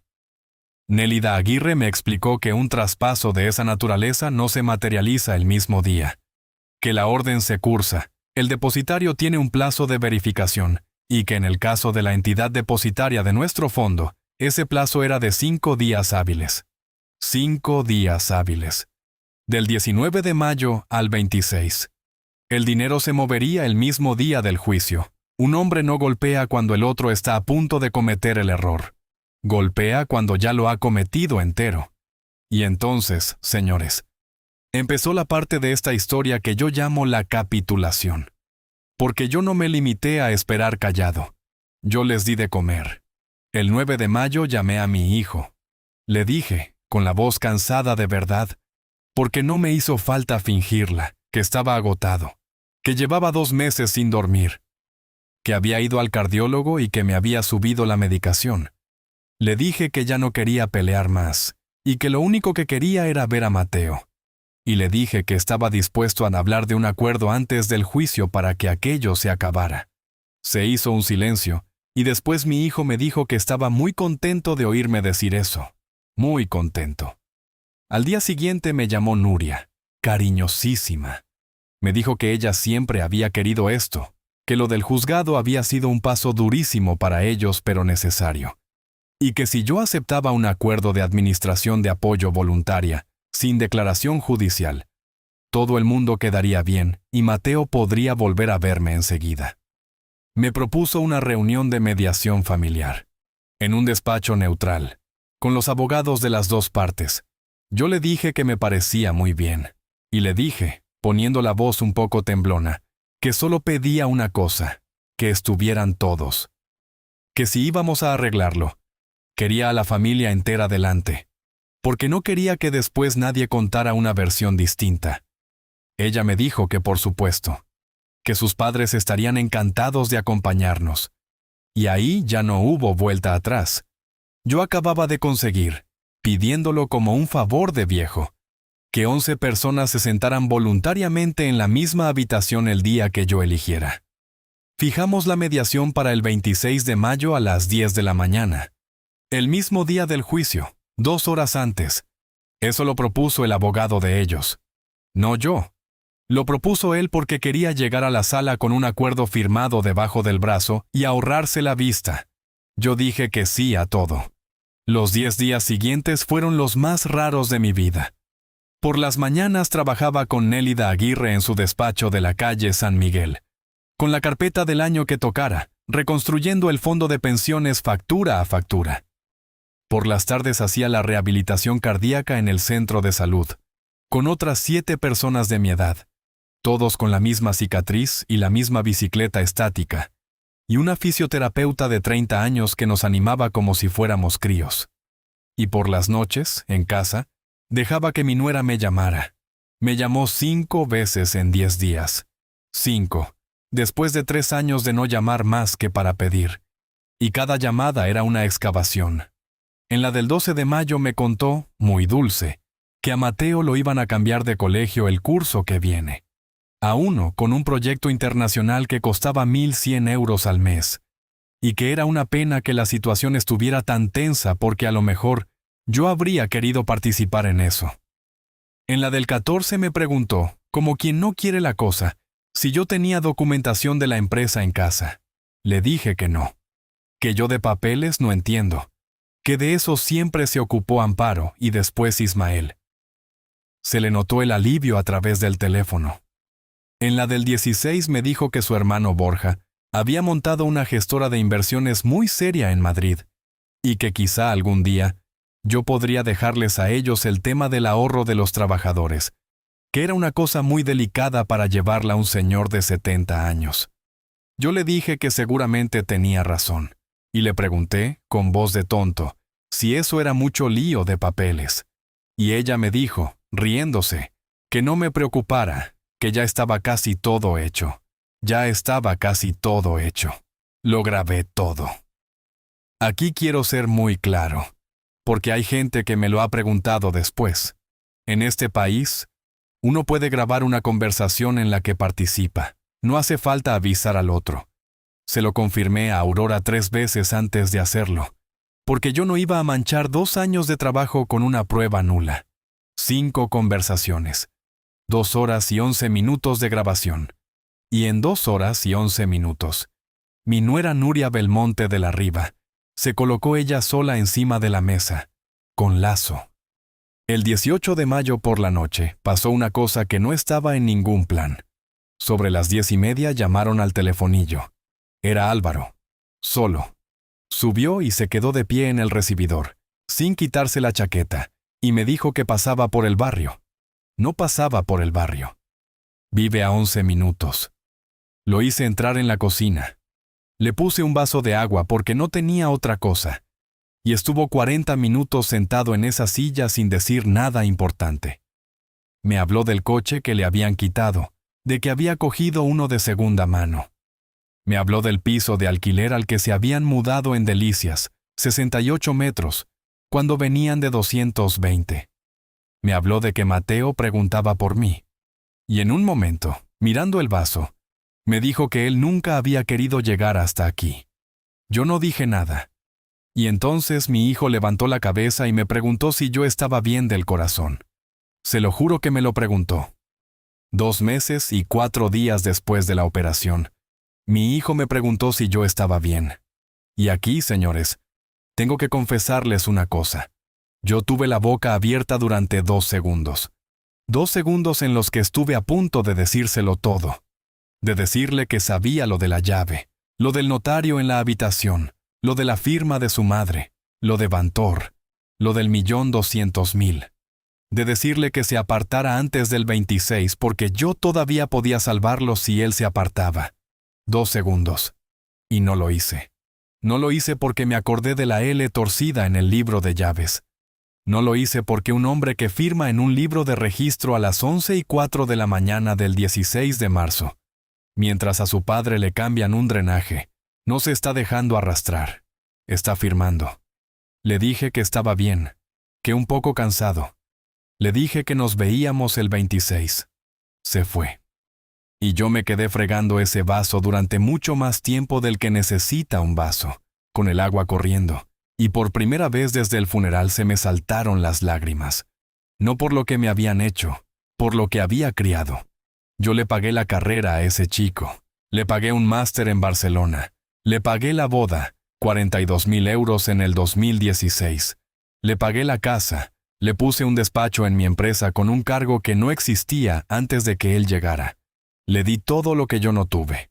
Y resulta que eso, todo eso, fue exactamente el material con el que se construyó un hombre que es capaz de firmar un libro de llaves mientras su padre está sedado. Asumo esa parte entera. No la reparto con nadie. Yo hice a ese hombre. El 19 de mayo, a las 9:40 de la mañana, el administrador provisional cursó la orden de traspaso de 1.200.000 euros del Fondo de Pensiones de Empleo de Alcaraz Montajes Industriales al vehículo gestionado por Grupo Bantor Asset Partners. Lo supimos ese mismo día a las 11, porque Nélida Aguirre tenía a una persona en la entidad depositaria que le confirmó, sin darle un solo dato confidencial, únicamente que la orden había entrado. 5 días hábiles de verificación. Vencimiento. 26 de mayo. Estaba hecho. Se habían metido en el barco ellos solos y habían soltado amarras. Del 19 al 25 trabajamos como no he trabajado desde el 87. Aurora Pastor preparó 3 cosas a la vez. La primera, la contestación a la demanda de medidas de apoyo, con un informe forense mío hecho por un neurólogo del clínico, 26 páginas, que concluía que el señor Alcaraz Duarte presentaba una función cognitiva normal para su edad, sin ningún indicio de deterioro, y que hacía constar expresamente que el informe psiquiátrico aportado de contrario se había emitido sin haber explorado nunca al paciente. Nunca me exploró. Ese es el detalle que le costó la colegiación a aquel hombre, pero eso viene después.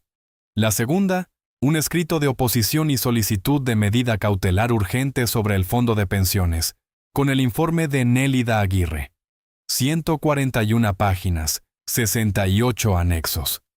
Y la tercera, Una querella criminal por falsedad en documento privado y mercantil, administración desleal y apropiación indebida, contra Ismael Coloma Vergua, Borja Belmonte de la Riva, Sagrario Belmonte de la Riva, Nuria Belmonte de la Riva y Álvaro Alcaraz Puertolas. Mi hijo, el quinto de la lista. Yo leí esa hoja 3 veces. Y firmé. Firmé porque el dinero de Julián Verdún no es mío para perdonarlo yo.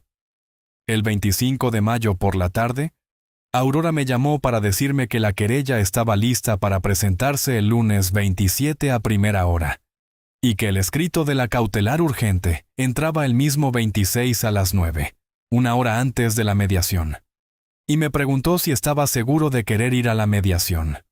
Me dijo que jurídicamente no hacía ninguna falta, que podíamos no aparecer, entrar al juicio de las 12 y ganarlo.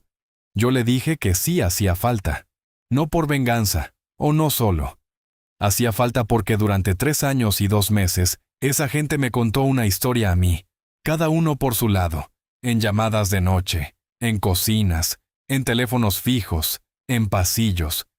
Y yo necesitaba una vez en la vida contarles la mía a todos juntos. Aquella noche dormí 6 horas seguidas. Me levanté a las 6:30. Me duché despacio. Me puse el traje gris, el bueno, el que me hice para la boda de Álvaro en 2016, y que me quedaba grande porque había perdido 9 kilos desde marzo. Bajé a la cocina y saqué 2 tazas. Serví las 2. Me bebí la mía de pie, mirando por la ventana, y la otra la dejé en el granito, como llevaba haciendo 23 meses. Y esa mañana, por primera vez, no la tiré por el fregadero. La dejé ahí. Cogí la postal del faro de Finisterre, la despegué del imán, y me la metí en el bolsillo interior de la chaqueta, en el del pecho, encima de la cicatriz. Y salí de casa a las 9:20. El despacho de mediación estaba en la calle Zurita, en un primero con moqueta gris y una mesa ovalada de 12 plazas. Llegué a las 9:55. Ya estaban todos. Nuria, con un traje blanco y una carpeta de piel. Álvaro a su lado, con corbata, sudando. Gonzalo y Sagrario Belmonte, los padres. Borja, con el móvil en la mano. El abogado de ellos, un hombre de 50 años con gemelos. Y en la punta de la mesa, con su traje azul marino y esa colonia que se olía desde el pasillo, Ismael Coloma Vergua, mi director financiero. Sentado en una mediación familiar de mi familia. Ese fue el momento en que yo supe, con total certeza, que iba a ganar. Porque un hombre solo se sienta en una mesa que no le corresponde cuando ya se cree dueño de la casa. Me levanté a saludar, di la mano a todos, uno por uno, empezando por Sagrario. Me senté.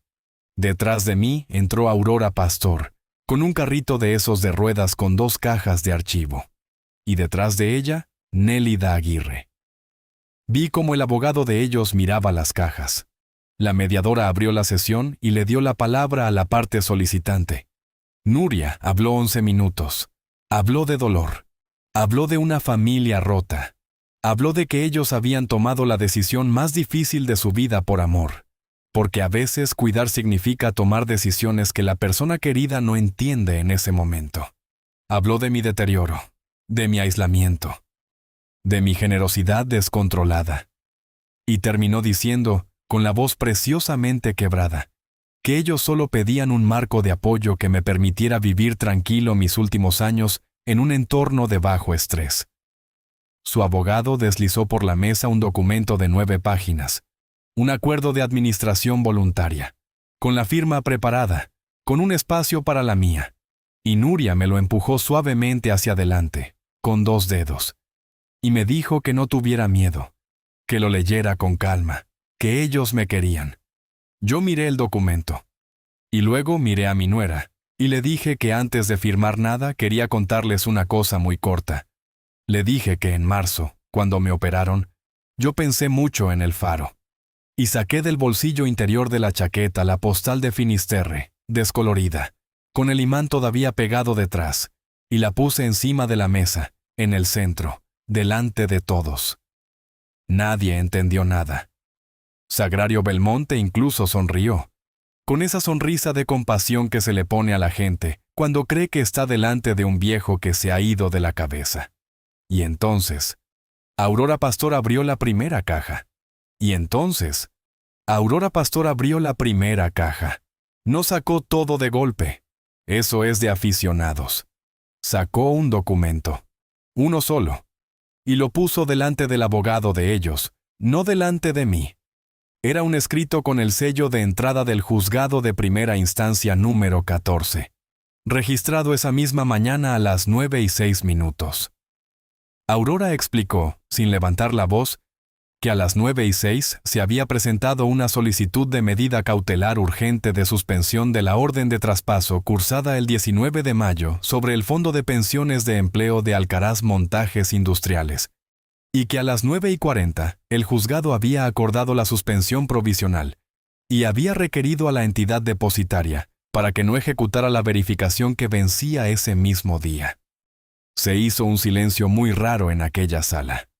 Borja Belmonte levantó la vista del móvil por primera vez en 20 minutos.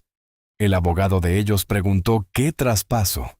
Y ahí, señores, ocurrió una cosa preciosa. Yo vi cómo el abogado de la parte contraria giraba la cabeza hacia su cliente para que se lo explicara.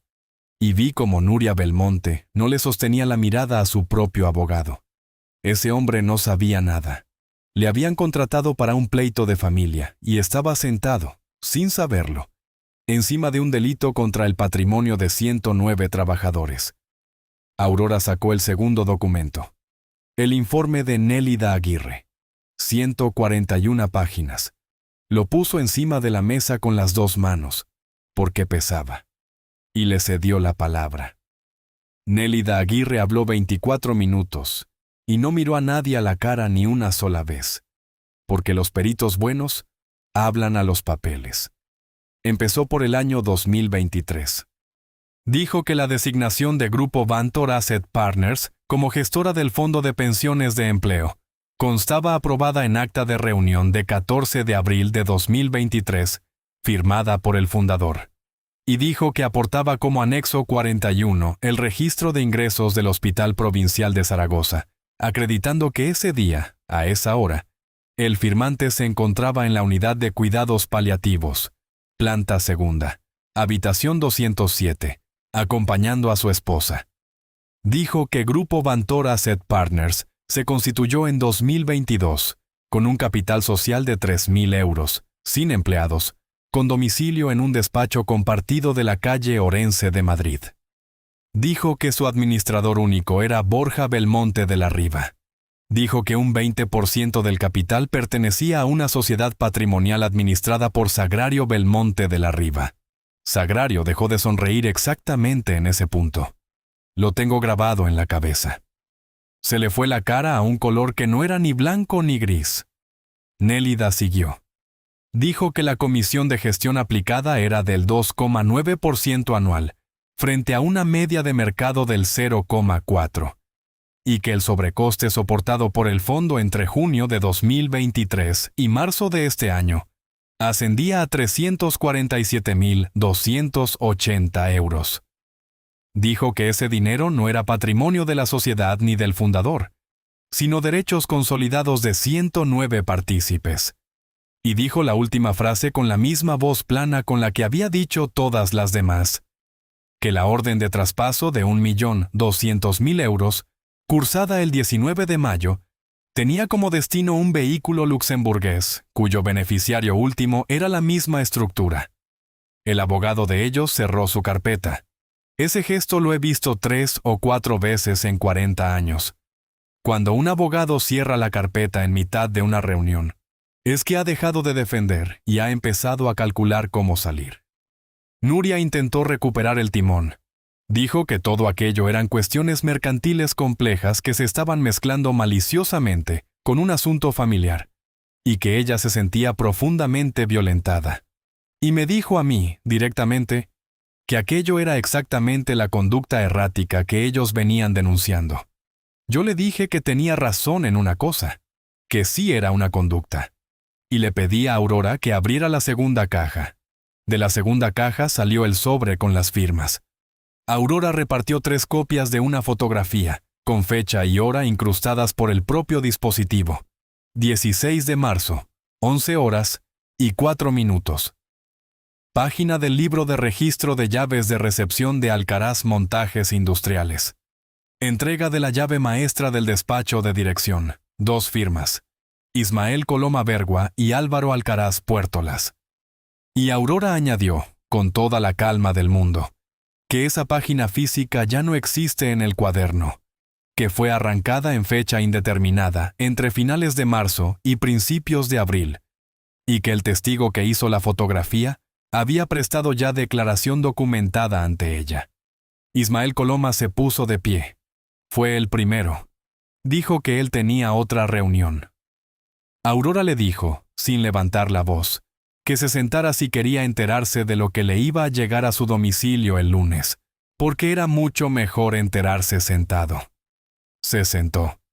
Y entonces yo pedí la palabra, y aquí, si me permiten, quiero que se detengan conmigo, porque llevo 2 horas contándoles esto, y este es el minuto por el que he aguantado 2 meses de esternón cosido con alambre. Yo no me levanté. Un hombre que tiene los papeles no necesita levantarse. Les dije que iba a hablar 5 minutos, y que después firmaría lo que hiciera falta. Empecé por el principio de verdad. Les dije que en el año 79 compré un camión con el guardabarros atado con alambre, y dormí 41 noches en la cabina, en el arcén de la carretera de Logroño. Les dije que Amparo llevaba las cuentas en una mesa plegable con un cuaderno de rayas. Les dije que en esta mesa había 11 personas, y que ninguna de ellas había trabajado un solo día en esa nave. Y después, saqué la libreta amarilla, la puse en el centro de la mesa, al lado de la postal del faro, y leí en voz alta las 5 columnas. Fecha, hora, quién llamó, cuánto, qué dijeron que era. Leí la número 1, 26 de mayo de 2023, 3 semanas después de enterrar a mi mujer, 4.200 euros, letra del coche.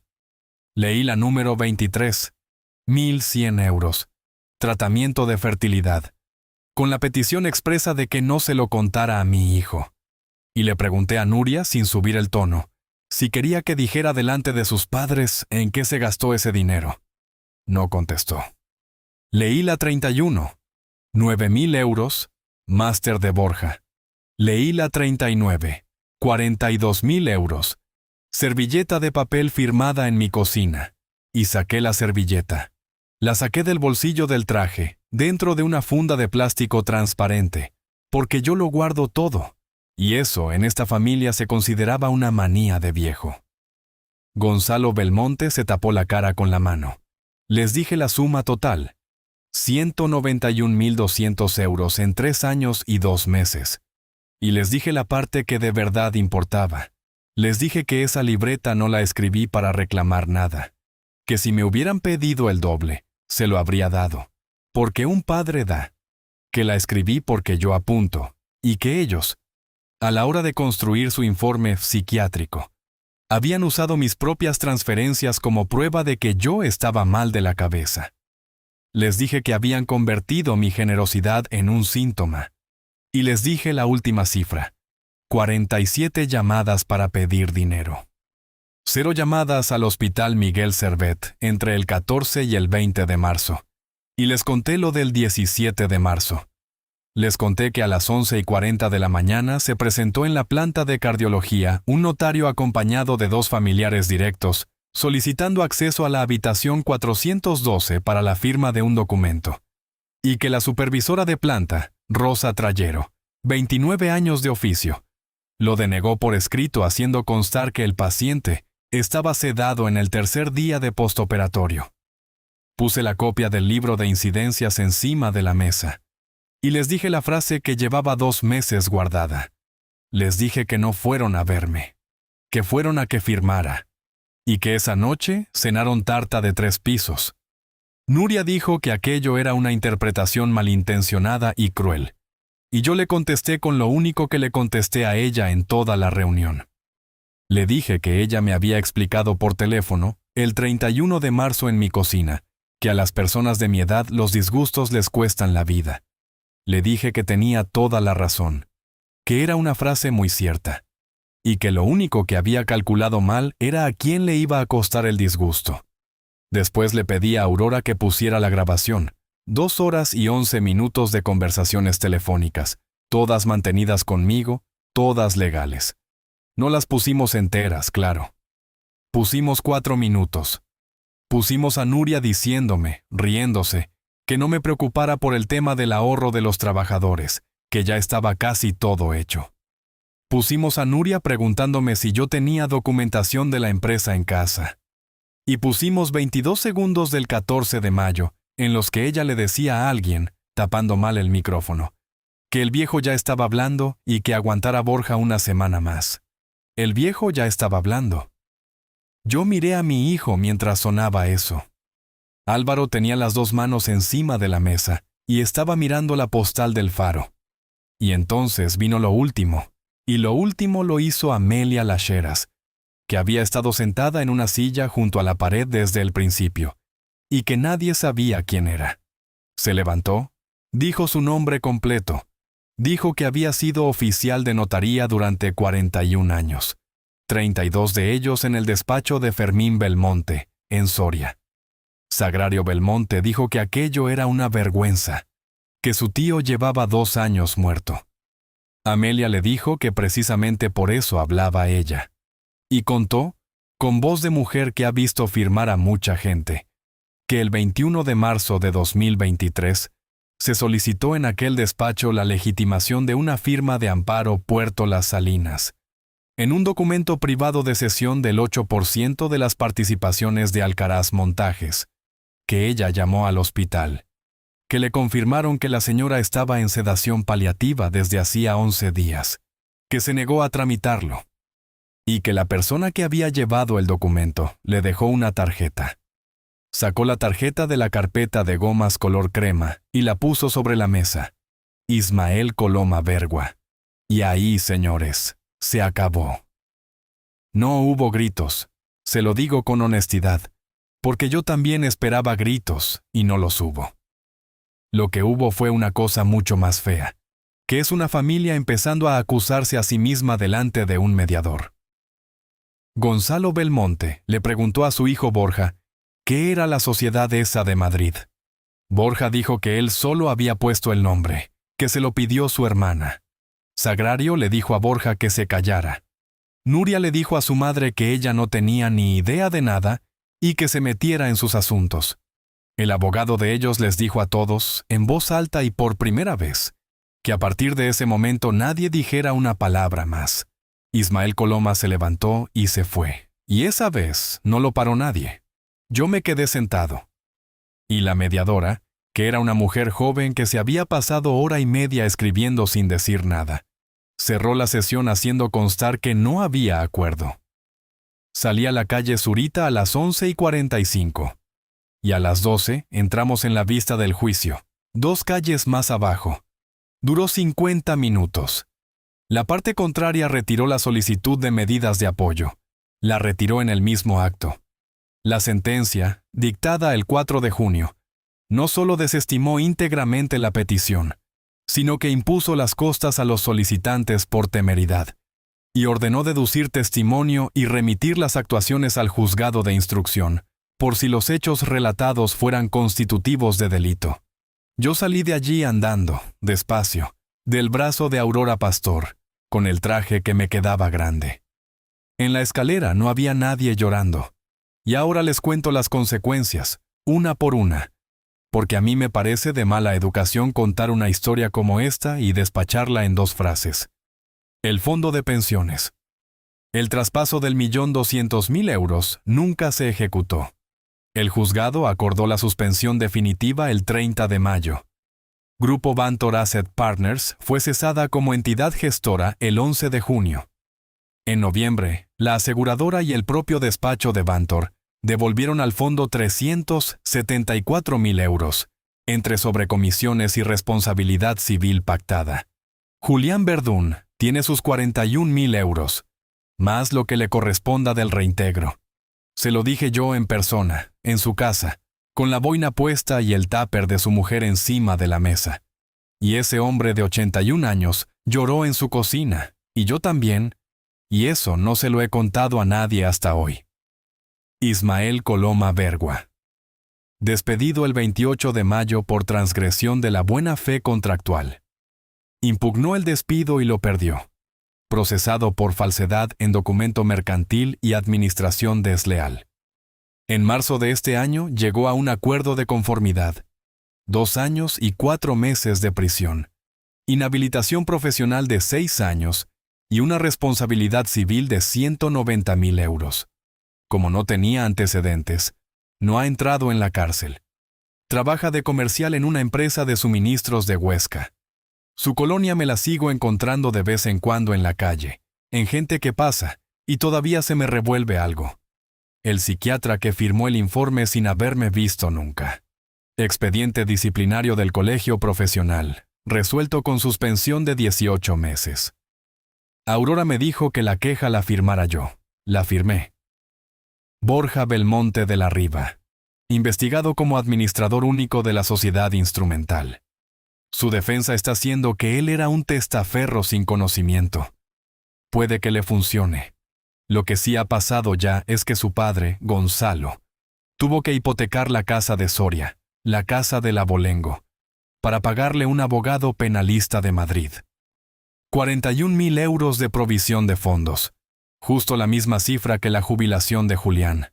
La vida tiene esas simetrías, y yo no las busco. Sagrario Belmonte de la Riva. Investigada por su participación en el 20% del capital. Se separó de Gonzalo en septiembre, después de 44 años casados. Él se fue a vivir con una hermana. En la partición se está peleando por un piso en la calle Numancia. La familia, que no había trabajado un día en mi nave, se está comiendo a sí misma en un despacho de abogados de Soria, a razón de 220 euros la hora. Nuria Belmonte de la Riva. Su sociedad de interiorismo entró en concurso en julio. Está investigada por falsedad y administración desleal. Y su situación es la peor de todas, porque a diferencia de su hermano, ella aparece en la grabación, en las llamadas y en los correos. Y presentó demanda de divorcio contra mi hijo el 19 de agosto. 85 días después de la mediación. Alegó, y esto lo dice el escrito, que había sido inducida por su marido a participar en asuntos económicos familiares cuya naturaleza desconocía, es decir, que lo entregó. Lo entregó exactamente igual que él me entregó a mí en un libro de llaves. Y ahora tengo que contarles lo de Álvaro. Y voy a hacerlo despacio porque es lo único de toda esta historia que todavía no sé si he hecho bien. Mi hijo perdió el puesto en la empresa el 31 de mayo. No lo despedí yo. Se eliminó el departamento en una reestructuración que aprobó el Consejo el 29. Y su cargo era un cargo que no existía antes de que él llegara. Perdió la casa, que nunca fue suya. Perdió el coche, que era un renting. Perdió a su mujer. Y en octubre perdió la custodia compartida en el convenio provisional, porque no tenía vivienda estable ni ingresos acreditados. En noviembre me llamó a las 2:10 de la madrugada. Al fijo, como siempre. Esa gente nunca aprende. Y esta vez sí lo cogí. Me dijo que estaba en un piso compartido en el barrio de Las Fuentes. Me dijo que trabajaba de repartidor. Me dijo que llevaba 3 semanas sin ver al niño, y me pidió perdón. Y yo le pregunté una sola cosa, la única que llevaba 8 meses queriendo preguntarle. Le pregunté por qué firmó el libro de llaves el 16 de marzo, sabiendo dónde estaba yo. Y mi hijo me dijo que porque pensó que yo me iba a morir.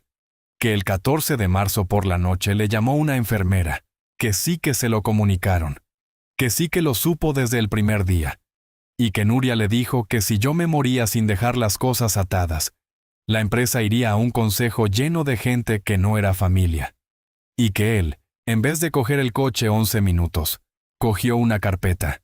No dije nada durante un rato largo, y después le dije que colgara y que se acostara, porque a las 7 tenía reparto. Colgué y me quedé sentado en el pasillo, con la luz apagada. Y aquí viene lo que hice, y ustedes juzgarán. No le di dinero. ¿No le di casa? No retiré nada de la querella, entre otras cosas porque no está en mi mano. Lo que hice fue llamar a Julián Verdún, 81 años, y pedirle un favor.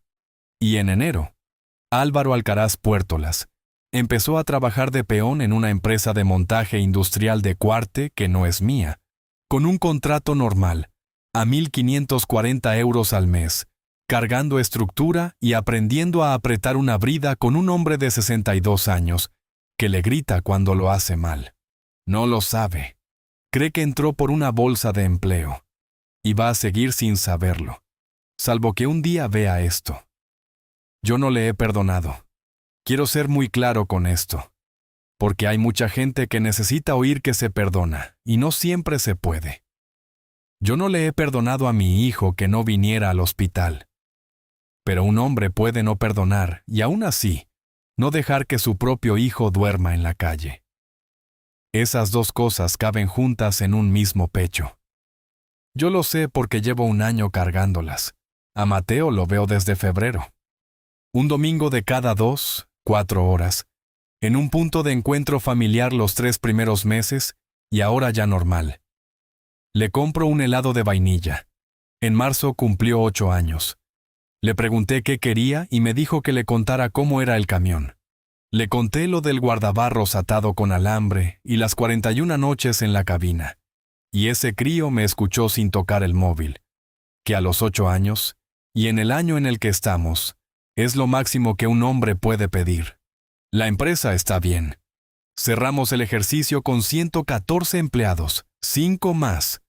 El consejo lo preside desde septiembre, una mujer que entró de administrativa en el 97, y que sabe más de esa nave que yo. Yo tengo un despacho, voy los martes y los jueves, y no molesto. Mi corazón está bien. Última revisión en junio. El cardiólogo me dijo que tengo el corazón de un hombre de 65 años, que no es gran cosa, pero que teniendo 71 es un chiste que me hace gracia. Y el 23 de septiembre cogí el coche y me fui a Finisterre. Solo. 4 días. 861 kilómetros. Llegué al faro a las 7:20 de la tarde, con el viento ese que te empuja hacia atrás, y me senté en la piedra con la postal en la mano, la del año 96, con la marca del imán todavía en el reverso. Comparé la foto con lo que tenía delante. Ella tenía razón. El faro no se había movido. Nosotros llegamos 29 años tarde, y llegó uno solo, y eso es culpa mía y de nadie más, y me la llevo puesta hasta el final. Estuve allí hasta que se hizo de noche. Y ahora, todas las mañanas, en la cocina, en la encimera de granito que ella eligió en el 98 discutiendo conmigo por 2,000 pesetas el metro, sigo sacando 2 tazas. Sirvo las 2. Me bebo la mía. Y la otra ya no la tiro. La dejo ahí toda la mañana, al lado de la libreta amarilla, que sigue en el cajón del aparador con las 5 columnas y las 47 líneas.